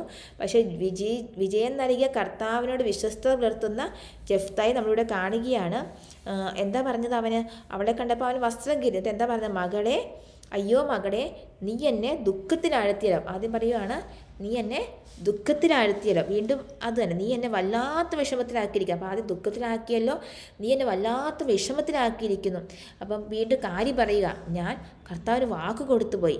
ഈ നേർച്ചയിൽ നിന്ന് പിന്മാറാനായിട്ട് എനിക്ക് സാധിക്കില്ല. അപ്പോൾ 11:35 നമുക്കൊന്നുകൂടെ വായിക്കാം. അവളെ കണ്ടപ്പോൾ അവൻ വസ്ത്രം കീറിക്കൊണ്ട് പറഞ്ഞു, അയ്യോ മകളെ, നീ എന്നെ ദുഃഖത്തിലാഴ്ത്തിയല്ലോ, നീ എന്നെ വല്ലാത്ത വിഷമത്തിലാക്കിയിരിക്കുന്നു. ഞാൻ കർത്താവിന് വാക്ക് കൊടുത്തു പോയി. നേർച്ചയിൽ നിന്ന് പിന്മാറാൻ എനിക്ക് സാധിക്കുകയില്ല. ഇനി 11:36 അവൾ പറഞ്ഞു, പിതാവേ, അങ്ങ് കർത്താവിന് വാക്ക് കൊടുത്തെങ്കിൽ അതനുസരിച്ച് എന്നോട് ചെയ്തു കൊള്ളുക. കർത്താവ് ശത്രുക്കളായ അമ്മോന്യരോട് പ്രതികാരം ചെയ്തില്ല. അപ്പം വിശ്വസ്തനായ പിതാവിൻ്റെ വിശ്വസ്തയായ മകളെ അല്ലെ പുത്രിയാണ് നമ്മളിവിടെ കാണുന്നത്. അപ്പോൾ അവളും പറയുകയാണ്, എന്താ പറഞ്ഞ, പിതാവേ അങ്ങ് കർത്താവിന് വാക്ക് കൊടുത്തെങ്കിൽ അതനുസരിച്ച് എന്നോട് ചെയ്തു കൊള്ളുക. എന്ത് വേണം ചെയ്താൽ നമ്മൾ പുതിയ നിയമത്തിൽ പിതാവെ ബലി കൊടുക്കുന്ന ഈശോയെ ബലി കൊടുക്കുന്ന പിതാവിനെ പോലെ ജഫ്തായോട് മകൾ പറയുകയാണ്, പിതാവേ അങ്ങ് കർത്താവിന് വാക്ക് കൊടുത്തെങ്കിൽ അതനുസരിച്ച് എന്നോട് ചെയ്തു കൊള്ളുക. കർത്താവ് ശത്രുക്കളായ അമ്മോന്യരോട് പ്രതികാരം ചെയ്തല്ലോ. അതാണ് അവൾ പറയുന്നത്, അമ്മോന്യരോട് പ്രതികാരം ചെയ്തില്ല, അപ്പോൾ അത് നേർച്ചയായിട്ട് എന്നോട് എന്ത് വേണേലും ചെയ്തു കൊള്ളുക. അപ്പോൾ 11:36 ഒന്നുകൂടെ വായിക്കാം. അവൾ പറഞ്ഞ, പിതാവേ അങ്ങ് കർത്താവിന് വാക്ക് കൊടുത്തെങ്കിൽ അതനുസരിച്ച് എന്നോട് ചെയ്തു കൊള്ളുക. കർത്താവ് ശത്രുക്കളായ അമ്മോന്യരോട് പ്രതികാരം ചെയ്തല്ലോ. പിന്നെ അവൾ തുടർന്ന്, ഒരു കാര്യം എനിക്ക് ചെയ്തു തരണം, ഒരു ആവശ്യം പറയാം, എന്നെ ബലി കൊടുത്തു അതിനൊന്നും കുഴപ്പമില്ല, പക്ഷെ എനിക്കൊരു കാര്യം ചെയ്തു തരണം. എന്താണ്? സഖിമാരോടൊത്ത് പർവ്വതങ്ങളിൽ പോയി എൻ്റെ കന്യത്വത്തെ പ്രതി 2 മാസത്തേക്ക് വിലപിക്കാൻ എന്നെ അനുവദിക്കണം. അപ്പോൾ അവൾ ചോദിച്ച ഒരേ കാര്യമുള്ളൂ, എന്താ ഒരു കാര്യം ചെയ്തെന്ന് പറഞ്ഞു. സഖിമാരോടത്ത്, ആരോടത്താ? സഖിമാരോടത്ത്. എവിടെ പോകണം? പർവ്വതങ്ങളിൽ. അപ്പോൾ സഖിമാരോടത്ത് പർവ്വതങ്ങളിൽ പോയി എൻ്റെ കന്യത്വത്തെ, അവൾ വിവാഹം ചെയ്യാത്ത പെൺകുട്ടിയായിരുന്നു, അവൾ പറയാണ് എൻ്റെ കന്യത്വത്തെ പ്രതി 2 മാസത്തേക്ക്. അപ്പോൾ അവിടെ എന്തൊക്കെ ഓർക്കണം? ആരുടെ പോയെന്ന് ഓർക്കണം, സഖിമാരോടത്താണ് പോയതെന്ന് ഓർക്കണം, എവിടേക്കാണ് പോയതെന്ന് ഓർക്കണം, പർവ്വതങ്ങളിലേക്കാണ് പോയത്. എന്തിനാണ് പോയത്? കന്യത്വത്തെ പ്രതി വിലപിക്കാൻ. എത്ര നാളത്തേക്കാണ് പോയത്? 2 മാസത്തേക്ക്. അങ്ങനെ കുറച്ച് കാര്യങ്ങൾ അവിടെ വരുന്നത്, എളുപ്പമാണ് ഓർത്തിരിക്കാൻ. അപ്പം നമുക്ക് വായിക്കാം. അവൾ തുടർന്നു, ഒരു കാര്യം എനിക്ക് ചെയ്തു തരണം, സഖിമാരോടൊത്ത് പർവ്വതങ്ങളിൽ പോയി എൻ്റെ കന്യത്വത്തെ പ്രതി 2 മാസത്തേക്ക് വിലപിക്കാൻ എന്നെ അനുവദിക്കണം. ഈ 11:38 അവൻ അനുവാദം കൊടുക്കുകയാണ്. ഇത്രയൊക്കെ ചെയ്യുമ്പോൾ അവൻ അനുവാദം കൊടുക്കാതിരിക്കുകയല്ലോ. അപ്പോൾ അവൻ അനുവാദം കൊടുക്കുകയാണ്. പൊയ്ക്കൊള്ളുക എന്ന് പറഞ്ഞ് അവൻ 2 മാസത്തേക്ക് അവളെ അയക്കുകയാണ്. അപ്പോൾ അവൾ പർവ്വതങ്ങളിൽ സഖിമാരോടൊപ്പം താമസിച്ച് തൻ്റെ കന്യകത്വത്തെപ്പറ്റി അവൾ വിലപിച്ചു ആ സമയത്ത്. അപ്പോൾ 38 പൊയ്ക്കൊള്ളുക എന്ന് പറഞ്ഞ് അവൻ 2 മാസത്തേക്ക് അവളെ അയച്ചു. അവൾ പർവ്വതങ്ങളിൽ സഖിമാരോടൊപ്പം താമസിച്ച് അവളുടെ അല്ലെങ്കിൽ തൻ്റെ കന്യത്വത്തെപ്പറ്റി വിലപിച്ചു. ഇനി 11:39 2 മാസം കഴിഞ്ഞ് അവൾ പിതാവിൻ്റെ പക്കലേക്ക് തിരിച്ചു വന്നു. അപ്പോൾ 2 മാസം കഴിഞ്ഞപ്പോൾ എന്ത് ചെയ്തു? അവൾ പിതാവിൻ്റെ പക്കലേക്ക് തിരിച്ചു വന്നു എന്ന് പറഞ്ഞു. 11:40 അവൻ തിരിച്ചു വന്നു. 11:40 അവൻ നേർന്നിരുന്നത് പോലെ അവളോട് ചെയ്തു. എന്തായിരുന്നു നമ്മൾ പറഞ്ഞ? ദഹനബലിയായിട്ട് അർപ്പിക്കുന്ന അല്ലേ, കർത്താവിനുള്ളതായിരിക്കും ദഹനബലിയായിട്ട് അർപ്പിക്കുന്നത്. അപ്പം അവൻ നേർന്നിരുന്നത് പോലെ അവളോട് ചെയ്തു. അവൾ ഒരിക്കലും പുരുഷനെ അറിഞ്ഞിരുന്നില്ല. അപ്പം പിന്നെ അത് കഴിഞ്ഞ് പറയുന്ന കാര്യമാണ്, ഗിലിയാദ്കാരനായ ജെഫ്തയുടെ പുത്രിയെ ഓർത്ത് ഇസ്രായേൽ പുത്രിമാർ വർഷം തോറും 4 ദിവസം കരയാൻ പോവുക പതിവായി തീർന്നു. അപ്പം ഗിലിയാദ്കാരൻ ജെഫ്തയുടെ പുത്രി ഇങ്ങനെ മരിച്ചത് ഓർത്ത് എന്ത് ചെയ്തു? ഇസ്രായേൽ പുത്രിമാർ എത്ര ദിവസം? 4 ദിവസത്തേക്ക് കരയാനായിട്ട് അങ്ങനെ പോകുമായിരുന്നു എന്നാണ് പറയുന്നത്. അപ്പോൾ ഒന്നുകൂടി വായിക്കാം. 11:40 അവൻ നേർന്നിരുന്നത് പോലെ അവളോട് ചെയ്തു. അവൾ ഒരിക്കലും പുരുഷനെ അറിഞ്ഞിരുന്നില്ല. ഗിലിയാദ്കാരൻ ജെഫ്തയുടെ പുത്രിയെ ഓർത്ത് ഇസ്രായേൽ പുത്രിമാർ വർഷം തോറും 4 ദിവസം കരയാൻ പോവുക പതിവായിരുന്നു. ഇനി നമുക്കത് ആ പാരഗ്രാഫ് ഒന്നുകൂടെ നോക്കാം. ഒന്ന് ഒരുമിച്ച് വായിക്കുമോ അല്ലെ പറഞ്ഞു നോക്കുമോ എന്താ ചെയ്യാം. അപ്പോൾ ആദ്യം ജെഫ്ത മിസ്പയിലുള്ള തൻ്റെ വീട്ടിലേക്ക് വന്നു. അതാ അവൻ്റെ മകൾ തപ്പ് കൊട്ടി നൃത്തം ചെയ്ത് അവനെ എതിരേൽക്കാൻ വരുന്നു. അവൾ അവൻ്റെ ഏക സന്താനമായിരുന്നു, വേറെ മകനോ മകളോ അവനില്ലായിരുന്നു. 11:35 അവളെ കണ്ടപ്പോൾ അവൻ വസ്ത്രം കീറിക്കൊണ്ട് പറഞ്ഞു, അയ്യോ മകളെ, നീ എന്നെ ദുഃഖത്തിനാഴ്ത്തിയല്ലോ, നീ എന്നെ വല്ലാത്ത വിഷമത്തിനാക്കിയിരിക്കുന്നു. ഞാൻ കർത്താവിന് വാക്ക് കൊടുത്തുപോയി, നേർച്ചയിൽ നിന്ന് പിന്മാറാൻ എനിക്ക് സാധിക്കുകയില്ല. 11:36 അവൾ പറഞ്ഞു, പിതാവേ, അങ്ങ് കർത്താവിന് വാക്ക് കൊടുത്തെങ്കിൽ അതനുസരിച്ച് എന്നോട് ചെയ്തു കൊള്ളുക. കർത്താവ് ശത്രുക്കളായ അമ്മോന്യരോട് പ്രതികാരം ചെയ്തല്ലോ. അവൾ തുടരുകയാണ്. 11:37 ഒരു കാര്യം എനിക്ക് ചെയ്തു തരണം, സഖിമാരോടൊത്ത് പർവ്വതങ്ങളിൽ പോയി എൻ്റെ കന്യത്വത്തെ പ്രതി 2 മാസത്തേക്ക് വിലപിക്കാൻ എന്നെ അനുവദിക്കണം. പൊയ്ക്കൊള്ളുക. 11:38 പൊയ്ക്കൊള്ളുക എന്ന് പറഞ്ഞ് അവൻ 2 മാസത്തേക്ക് അവളെ അയച്ചു. അവൾ പർവ്വതങ്ങളിൽ സഖിമാരോടൊപ്പം താമസിച്ച് തൻ്റെ കന്യകത്വത്തെപ്പറ്റി വിലപിച്ചു. 11:39 2 മാസം കഴിഞ്ഞ് അവൾ പിതാവിൻ്റെ പക്കലേക്ക് തിരിച്ചു വന്നു. അവൻ നേർന്നിരുന്നത് പോലെ അവളോട് ചെയ്തു. 11:40 അവൾ ഒരിക്കലും പുരുഷനെ അറിഞ്ഞിരുന്നില്ല.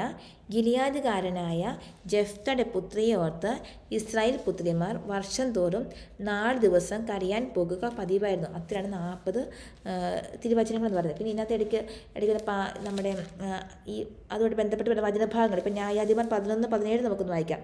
ന്യായാധിപന്മാർ 11:17 താഴെ പറഞ്ഞ സംഭവങ്ങളാണ്. അതിൽ പറഞ്ഞിട്ട്, ഇസ്രായേൽ അന്ന് ഏദോം രാജാവിനോട് ദൂതന്മാർ വഴി നിന്റെ ദേശത്തിലൂടെ കടന്നു പോകാൻ തങ്ങളെ അനുവദിക്കണമെന്ന് അപേക്ഷിച്ചു. പക്ഷേ അവനത് സമ്മതിച്ചില്ല. മൊബാബ് രാജാവിനോടും അവർ ആളയച്ച് പറഞ്ഞു, അവന് സമ്മതിച്ചില്ല. അതിനാൽ ഇസ്രായേൽ കാദേശിൽ തന്നെ താമസിച്ചു. ഒരു കാര്യം പറയുന്നുണ്ട്. അതിനനുബന്ധമായിട്ട് പറയുന്ന വാക്യമാണ് സംഖ്യയുടെ പുസ്തകം 20-ാം അധ്യായം 14-22 ആ സംഭവം കൊടുത്തേക്കുന്നത്. സംഖ്യ 20:14 മുതൽ 22:6 വരെയുള്ള വാക്യങ്ങൾ. അപ്പം 20 സംഖ്യ 2 അധ്യായങ്ങളായിട്ട് കാര്യമാണ് പറയുന്നത്. ഇവിടെ 11:17 അല്ലേ, 11:17 മുതൽ 17 മുതൽ 25 വരെയുള്ള വാക്യങ്ങളുണ്ട്. അപ്പം അതിലെ യുദ്ധങ്ങളാണ് വരുന്നത്. അവർ മരുഭൂമിയുടെ യാത്ര ചെയ്തു, ഏദോമും മൊബാബും ചുറ്റി മൊബാബിന് കിഴക്കെത്തി അർണോൻ്റെ മറുകരെ താവളം അടിച്ചു. മൊബാബിൽ അവർ പ്രവേശിച്ചതേ ഇല്ല. മൊബാബിൻ്റെ അതിർത്തി അർണോൺ ആണല്ലോ. ഇസ്രായേൽ ഹെഷ്ബോണിലെ അമ്മോൻ രാജാവ് സീഹോൻ്റെ അടുക്കൽ ദൂതന്മാരെ അയച്ച് നിങ്ങളുടെ ദേശത്തോട് വിശദീകരണം കടന്നു പോകാൻ അനുവദിക്കണം. ആ സംഭവം എല്ലാം കൂടെ പറയുന്ന കാര്യങ്ങളാണ് സംഖ്യ 20:14 മുതൽ 22:6. ഓർത്തിരിക്കണേ. അത് നമ്മൾ ഒന്നും കൂടി റിവിഷൻ നടത്തുമ്പോൾ ഒന്നും കൂടെ നോക്കിയാൽ മതി. ഇനി 11:35 സമമായ 11:35 എന്താ നമുക്ക് നോക്കാം. അവളെ കണ്ടപ്പോൾ അവൻ വസ്ത്രം കീറിക്കൊണ്ട് പറഞ്ഞു, അയ്യോ മകളെ, നീ എന്നെ ദുഃഖത്തിൽ ആഴ്ത്തിയല്ലോ എന്ന ആ സംഭവമാണ്. അതിന് സമാനമായ വാക്യമുണ്ട് സംഖ്യ 30:2. സംഖ്യ 30:2. മറ്റേ ഏതായിരുന്നു? മറ്റേ 2 സംഖ്യയാണ്. 1-ാം അധ്യായത്തിന് സമാനമായിട്ട് വരുന്ന 2 പുസ്തകങ്ങൾ സംഖ്യയാണ്. ആദ്യത്തെ സംഖ്യ 20:14 മുതൽ 22:6 വരെയും, പിന്നെ 11:35 സമാനമായിട്ട് വരുന്നത് സംഖ്യ 30:2. ഇനി ഗിലിയാദിലെ ശ്രേഷ്ഠന്മാർ ജെഫ്തയുടെ കുറേ ആശയവിനിമയമൊക്കെ നടത്തിയിട്ടുണ്ട്. അതൊക്കെ ഏതൊക്കെ വാക്യങ്ങളാണ് വരുന്നതെന്ന് അത് 5 വാക്യങ്ങളിൽ വരുന്നുണ്ട്. അത് 11-ാം അധ്യായം 6 മുതൽ 10 വരെയുള്ള വാക്യങ്ങൾ എന്ന് പറയുന്നത് ഇവർ തമ്മിലുള്ള ആശയവിനിമയങ്ങൾ. നമ്മൾ പറഞ്ഞ ചോദ്യോത്തരമായിട്ട് ജെഫ്ത ചോദിച്ചു, ശ്രേഷ്ഠന്മാർ പറഞ്ഞു, ജെഫ്ത ആ സംഭവമാണ്. അത് 5 വാക്യങ്ങളിലായിട്ടാണ് ആ സംഭവങ്ങൾ വരുന്നത്. പിന്നെ 11-ാം അധ്യായത്തിൽ 4 മുതൽ 11 വരെ ശ്രേഷ്ഠന്മാർ എന്ന പദം എത്ര പ്രാവശ്യം ഉപയോഗിച്ചിട്ടുണ്ടെന്ന്, അത് 5 പ്രാവശ്യമാണ് ഉപയോഗിച്ചേക്കുന്നത്. ശ്രേഷ്ഠന്മാർ എന്ന പദം നമ്മൾ 5 പ്രാവശ്യമാണ് ഉപയോഗിച്ചത്. പിന്നെ ജെഫ്ത 2-ാമത്തെ പ്രാവശ്യം ദൂതന്മാരെ അയച്ച് അമ്മോനി രാജാവിനോട് നടത്തുന്ന ആശയവിനിമയമുണ്ട്. അവിടെ എത്ര ചോദ്യങ്ങളുണ്ട്? അവിടെ 5 ചോദ്യങ്ങളാണ് ഉള്ളത്. അപ്പം 5 കാര്യം ഓർത്തിരിക്കണം. പിന്നെ 11-ാം അധ്യായത്തിൽ എത്ര രാജാക്കന്മാരുടെ പേര് പറയുന്നുണ്ട്? ഞാൻ പറഞ്ഞു പോയപ്പോൾ ഞാൻ പറഞ്ഞായിരുന്നു, സീഹോൻ്റെ പേരും ബാലാക്കിൻ്റെ പേരുമാണ് അവിടെ പറയുന്നത്. പിന്നെ 11-ാം അധ്യായത്തിൽ ഏതൊക്കെ രാജാക്കന്മാരെക്കുറിച്ച് പരാമർശമുണ്ടെന്ന്, അമ്മോനി രാജാവിനെക്കുറിച്ച് പറയുന്നുണ്ട്, ഏദോം രാജാവിനെക്കുറിച്ച് പറയുന്നത്, മൊബാബ് രാജാവിനെക്കുറിച്ച് പറയുന്നുണ്ട്, മൊബാബ് രാജാവ് ബാലാക്കിനെക്കുറിച്ചും, പിന്നെ അമ്മോനി രാജാവായ സീഹോനെക്കുറിച്ചൊക്കെ പറയുന്നുണ്ട്. പിന്നെ 11-ൽ ജെഫ്തയുടെ പേര് എത്ര പ്രാവശ്യം ഉണ്ടെന്ന് വെച്ചാൽ 19 പ്രാവശ്യമാട്ടോ ജെഫ്തയുടെ പേര് 11-ാം അധ്യായത്തിലുള്ളത്.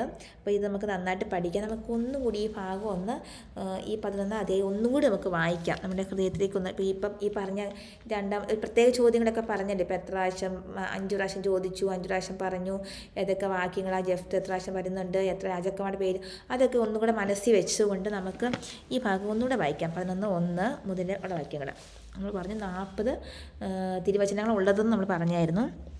അപ്പോൾ 11:1 ഗിലിയാദുകാരനായ ജെഫ്ത ശക്തനായ സേനാനിയായിരുന്നു, പക്ഷേ അവൻ വേശ്യാപുത്രനായിരുന്നു. ഗിലിയാദായിരുന്നു അവൻ്റെ പിതാവ്. 11:2 ഗിലിയാദിന് സ്വഭാര്യയിലും പുത്രന്മാരുണ്ടായിരുന്നു. അവർ വളർന്നപ്പോൾ ജെഫ്തയെ പുറന്തള്ളിക്കൊണ്ട് പറഞ്ഞു, ഞങ്ങളുടെ പിതാവിൻ്റെ അവകാശം നിനക്ക് ലഭിക്കുവാൻ പാടില്ല, നീ അന്യ സ്ത്രീയുടെ മകനാണല്ലോ. 11:3 അപ്പോൾ ജെഫ്ത തൻ്റെ സഹോദരന്മാരിൽ നിന്ന് ഓടിപ്പോയി തോബ് എന്ന സ്ഥലത്ത് ചെന്ന് താമസിച്ചു. ഒരു നീചസംഘം അവനോട് ചേർന്ന് കൊള്ള ചെയ്ത് നടന്നിരുന്നു. 11:4 ആ കാലത്താണ് അമ്മോന്യർ ഇസ്രായേലിനെതിരെ യുദ്ധത്തിന് വന്നത്. 11:5 അപ്പോൾ ഗിലിയാദിലെ ശ്രേഷ്ഠന്മാർ ജെഫ്തായെ തോബ് ദേശത്ത് നിന്ന് കൂട്ടിക്കൊണ്ടുവരാൻ പോയി. 11:6 അവർ ജെഫ്തായോട് പറഞ്ഞു, അമ്മോന്യരോടുള്ള യുദ്ധത്തിൽ നീ ഞങ്ങളെ നയിക്കണം. 11:7 ജെഫ്ത ഗിലിയാദിലെ ശ്രേഷ്ഠന്മാരോട് ചോദിച്ചു, നിങ്ങൾ എന്നെ വെറുക്കുകയും എൻ്റെ പിതാവിൻ്റെ ഭവനത്തിൽ നിന്ന് അടിച്ചിറക്കുകയും ചെയ്തില്ലേ? അപകടത്തിൽപ്പെട്ടപ്പോൾ നിങ്ങൾ എൻ്റെ അടുക്കൽ വന്നിരിക്കുന്നുവോ? 11:8 ശ്രേഷ്ഠന്മാർ ജെഫ്തായോട് പറഞ്ഞു, നീ ഞങ്ങളുടെ കൂടെ വന്ന് അമ്മോന്യരോട് യുദ്ധം ചെയ്യേണ്ടതിനും ഗിലിയാദ് നിവാസികളായ ഞങ്ങളെല്ലാവരുടെ നേതാവായിരിക്കേണ്ടതിനും തന്നെയാണ് ഞങ്ങൾ നിൻ്റെ അടുത്തേക്ക് വന്നിരിക്കുന്നത്. 11:9 ജെഫ്ത അവരോട് പറഞ്ഞു, അമ്മോന്യരോട് പോരാടാൻ നിങ്ങൾ എന്നെ കൊണ്ടുപോകുകയും കർത്താവ് അവരെ എനിക്ക് ഏൽപ്പിച്ചു തരികയും ചെയ്താൽ ഞാൻ നിങ്ങളുടെ നേതാവാകും. 11:10 ശ്രേഷ്ഠന്മാർ പ്രതിവചിച്ചു, കർത്താവ് നമുക്ക് സാക്ഷിയായിരിക്കട്ടെ, നീ പറയുന്നത് പോലെ ഞങ്ങൾ ചെയ്യും, തീർച്ച. 11:11 അവൻ ഗിലിയാദിലെ ശ്രേഷ്ഠന്മാരുടെ കൂടെ പോയി. ജനം അവനെ നേതാവായി സ്വീകരിച്ചു. മിസ്പായിൽ കർത്താവിൻ്റെ മുൻപിൽ വെച്ച് ജെഫ്ത ജനങ്ങളോട് സംസാരിച്ചു. 11:12 ജെഫ്ത ദൂതന്മാരെ അയച്ച് അമ്മോന്യ രാജാവിനോട് ചോദിച്ചു, എൻ്റെ ദേശത്തോട് യുദ്ധം ചെയ്യാൻ നിനക്ക് എന്നോട് എന്താണ് വിരോധം? 11:13 അമ്മോന്യ രാജാവ് ജെഫ്തായുടെ ദൂതന്മാരോട് പറഞ്ഞു, ഇസ്രായേൽ ജനം ഈജിപ്തിൽ നിന്ന് വന്നപ്പോൾ അർണോൻ മുതൽ ജാബോക്ക് വരെയും ജോർദാന് വരെയുള്ള എൻ്റെ സ്ഥലം കൈവശപ്പെടുത്തി. അതിപ്പോൾ യുദ്ധം കൂടാതെ എനിക്ക് തിരിച്ചു കിട്ടണം. ജെഫ്ത വീണ്ടും ദൂതന്മാരെ അയച്ച് 11:15 അമ്മോന്യ രാജാവിനോട് പറഞ്ഞു, ജെഫ്ത ഇങ്ങനെ അറിയിക്കുന്നു, മൊവാബിയരുടെയോ അമ്മോന്യരുടെ ദേശം ഇസ്രായേൽ കൈയടക്കിയില്ല. 11:16 അവർ ഈജിപ്തിൽ നിന്ന് വരും വഴി മരുഭൂമിയിൽ കൂടി ചെങ്കടൽ വരെയും അവിടെ നിന്ന് കാദേശ് വരെയും എത്തി. 11:17 ഇസ്രായേൽ അന്ന് ഏദോം രാജാവിനോട് ദൂതന്മാർ വഴി നിന്റെ ദേശത്തിലൂടെ കടന്നു പോകാൻ തങ്ങളെ അനുവദിക്കണമെന്ന് അപേക്ഷിച്ചു. പക്ഷേ അവനത് സമ്മതിച്ചില്ല. മൊവാബ് രാജാവിനോടും അവർ ആളയച്ചു പറഞ്ഞു, അവന് സമ്മതിച്ചില്ല. അതിനാൽ ഇസ്രായേൽ കാദേശിൽ തന്നെ താമസിച്ചു. 11:18 അവർ മരുഭൂമിയിലൂടെ യാത്ര ചെയ്തു. ഏദോമും മൊവാബും ചുറ്റി മൊവാബിൻ്റെ കിഴക്കെത്തി അർണോൻ്റെ മറുകര താവളമടിച്ചു. മൊവാബിൽ അവർ പ്രവേശിച്ചതേയില്ല. മൊവാബിൻ്റെ അതിർത്തി അർണോൻ ആണല്ലോ. 11:19 ഇസ്രായേൽ ഹെഷ്ബോണിലെ അമ്മോന്യ രാജാവായ സീഹോൻ്റെ അടുക്കൽ ദൂതന്മാരെ അയച്ച് നിങ്ങളുടെ ദേശത്തുകൂടി ഞങ്ങളുടെ സ്ഥലത്തേക്ക് പോകാൻ അനുവദിക്കണമെന്ന് അപേക്ഷിച്ചു. 11:20 എന്നാൽ തൻ്റെ ദേശത്തുകൂടി ഇസ്രായേലിനെ കടത്തിവിടാൻ സീഹോന് വിശ്വാസം വന്നില്ല. മാത്രമല്ല സീഹോൻ ജനങ്ങളെയെല്ലാം ഒന്നിച്ചു കൂട്ടി യാഹാസിൽ താവളമടിച്ച് ഇസ്രായേലിനോട് പൊരുതി. 11:21 ഇസ്രായേലിൻ്റെ ദൈവമായ കർത്താവ് സീഹോനെയും അവൻ്റെ ജനത്തെയും ഇസ്രായേൽക്കാരുടെ കയ്യിൽ ഏൽപ്പിച്ചു. ഇസ്രായേൽ അവരെ പരാജയപ്പെടുത്തി. ആ സ്ഥലത്ത് താമസിച്ചിരുന്ന അമോര്യരുടെ ദേശം അവർ പിടിച്ചെടുത്തു. 11:22 അർണോൻ മുതൽ ജാബോക്ക് വരെയും മരുഭൂമി മുതൽ ജോർദാൻ വരെയുമുള്ള അമോര്യരുടെ ദേശം മുഴുവൻ കൈവശപ്പെടുത്തി. 11:23 അങ്ങനെ ഇസ്രായേലിൻ്റെ ദൈവമായ കർത്താവ് തന്നെ തൻ്റെ ജനമായ ഇസ്രായേലിൻ്റെ മുൻപിൽ നിന്ന് അമോര്യരെ തുരത്തിയിരിക്കെ നീ അവ അവകാശമാക്കാൻ പോകുന്നുവോ? 11:24 നിന്റെ ദൈവമായ കെമോഷ് നിനക്ക് തരുന്നത് നീ കൈവശം വയ്ക്കുന്നില്ലേ? ഞങ്ങളുടെ ദൈവമായ കർത്താവ് ഞങ്ങൾക്ക് ഒഴിപ്പിച്ചു തരുന്നതൊക്കെ ഞങ്ങൾ കൈവശമാക്കും. 11:25 മൊവാബ് രാജാവായ സിപ്പോൻ്റെ പുത്രൻ ബാലാക്കിനേക്കാൾ ശ്രേഷ്ഠനാണോ നീ? അവൻ എപ്പോഴെങ്കിലും ഇസ്രായേലിനെ എതിർത്തിട്ടുണ്ടോ? അവർക്കെതിരെ യുദ്ധത്തിന് ഇറങ്ങിയിട്ടുണ്ടോ? 11:26 ഇസ്രായേൽ ഹെഷ്ബോണിലും അതിൻ്റെ ഗ്രാമങ്ങളിലും അരോവറിലും അതിൻ്റെ ഗ്രാമങ്ങളിലും അർണോൻ തീരത്തുള്ള എല്ലാ പട്ടണങ്ങളിലും 300 വർഷം താമസിച്ച കാലത്ത് നീ എന്തുകൊണ്ട് അവ വീണ്ടെടുത്തില്ല? 11:27 ആകയാൽ ഞാൻ നിന്നോട് ഒരു അപരാധവും ചെയ്തിട്ടില്ല. ആ നിലയ്ക്ക് എന്നോട് യുദ്ധം ചെയ്യുന്നത് തെറ്റാണ്. ന്യായാധിപനായ കർത്താവ് ഇസ്രായേലിയർക്കും അമ്മോന്യർക്കും ഇടയ്ക്ക് ഇന്ന് ന്യായവിധി നടത്തട്ടെ. 11:28 എന്നാൽ ജെഫ്തയുടെ സന്ദേശം അമ്മോന്യ രാജാവ് വകവെച്ചില്ല. 11:29 കർത്താവിൻ്റെ ആത്മാവ് ജെഫ്തായുടെ മേൽ ആവസിച്ചു. അവൻ ഗിലിയാദ്, മനാസെ എന്നിവിടങ്ങളിൽ കൂടി ഗിലിയാദിലെ മിസ്പായിലേക്ക് കടന്ന് അമ്മോന്യരുടെ ദേശത്തേക്ക് പോയി. 11:30 ജെഫ്ത കർത്താവിന് ഒരു നേർച്ച നേർന്നു, അങ്ങ് അമ്മോന്യരെ എൻ്റെ കയ്യിൽ ഏൽപ്പിക്കുമെങ്കിൽ 11:31 ഞാൻ അവരെ തോൽപ്പിച്ച് ജേതാവായി തിരികെ ചെല്ലുമ്പോൾ എന്നെ എതിരേക്കാൻ പടിവാതിക്കലേക്ക് ആദ്യം വരുന്നത് ആരായിരുന്നാലും അവൻ കർത്താവിൻ്റെതായിരിക്കും. ഞാൻ അവനെ ദഹനബലിയായി അവിടത്തേക്ക് അർപ്പിക്കും. 11:32 ജെഫ്ത യുദ്ധം ചെയ്യാൻ അമ്മോന്യരുടെ അതിർത്തി കടന്നു.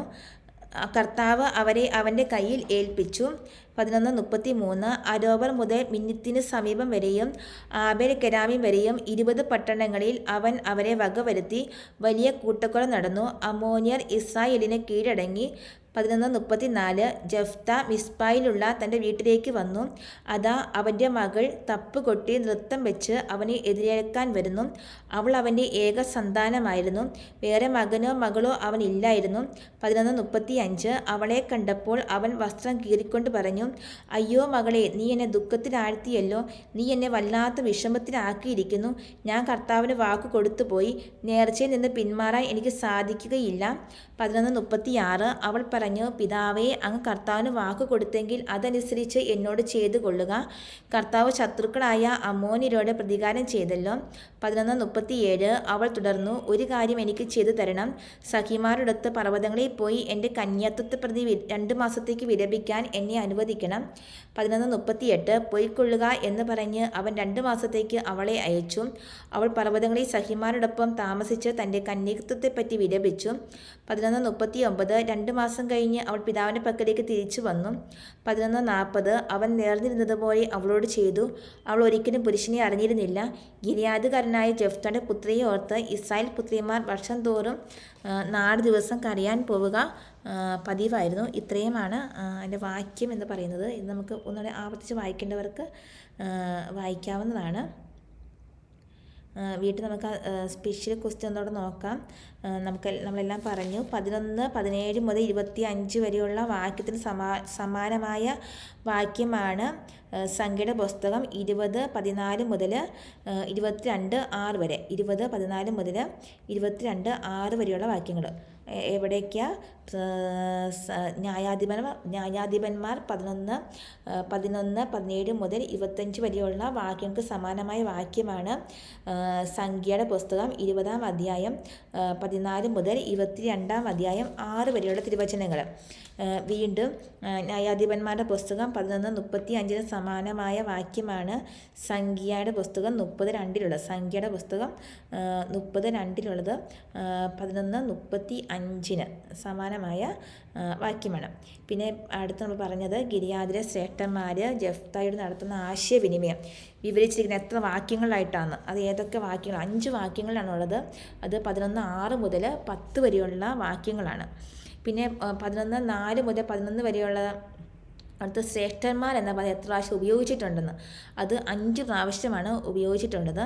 അതുപോലെ തന്നെ ജെഫ്ത 2ാമത്തെ പ്രാവശ്യം ദൂതന്മാരെ അയച്ച് അമ്മോന്യ രാജാവിനോട് നടത്തുന്ന ആശയവിനിമയത്തിൽ എത്ര ചോദ്യങ്ങളുണ്ട്? അതും 5 ചോദ്യങ്ങളാണ് ഉള്ളത്. പിന്നെ എത്ര രാജാക്കന്മാരുടെ പേരുകളാണ് 11-ാം അധ്യായത്തിൽ പറയുന്നതെന്ന് ചോദിച്ചാൽ 2 രാജാക്കന്മാരുടെ പേരാണ് പറയുന്നത്, സീഹോൻ, ബാലാക്ക്. പിന്നെ എത്ര രാജാക്കന്മാരെക്കുറിച്ചൊരു പരാമർശമാണ് 11-ാം അധ്യായത്തിൽ ഉള്ളത് എന്ന് ചോദിച്ചാൽ 4 രാജാക്കന്മാരെക്കുറിച്ച് പരാമർശമാണ്. അമ്മോന്യ രാജാവ്, ഏദോം രാജാവ്, അമ്മൂരി രാജാവായ സീഹോൻ, മൊവാബ് രാജാവായ ബാലാക്ക്. പിന്നെ 11-ാം അധ്യായത്തിൽ ജെഫ്തയുടെ പേര് എത്ര പ്രാവശ്യമുണ്ട് എന്ന് ചോദിച്ചാൽ 19 പ്രാവശ്യമാണ് ഉള്ളത്. അപ്പോൾ എന്നെ ശ്രമിച്ച എല്ലാവർക്കും നന്ദി. നമുക്ക് ഈ അധ്യായം ഒന്നുകൂടി നന്നായിട്ട് ഹൃദയസ്ഥമാക്കി വീണ്ടും നാളെ നമുക്ക് 12-ാം അധ്യായത്തിലേക്ക് കടക്കാം. ഈശോ എല്ലാവരെയും ഒത്തിരിയേറെ അനുഗ്രഹിക്കട്ടെ.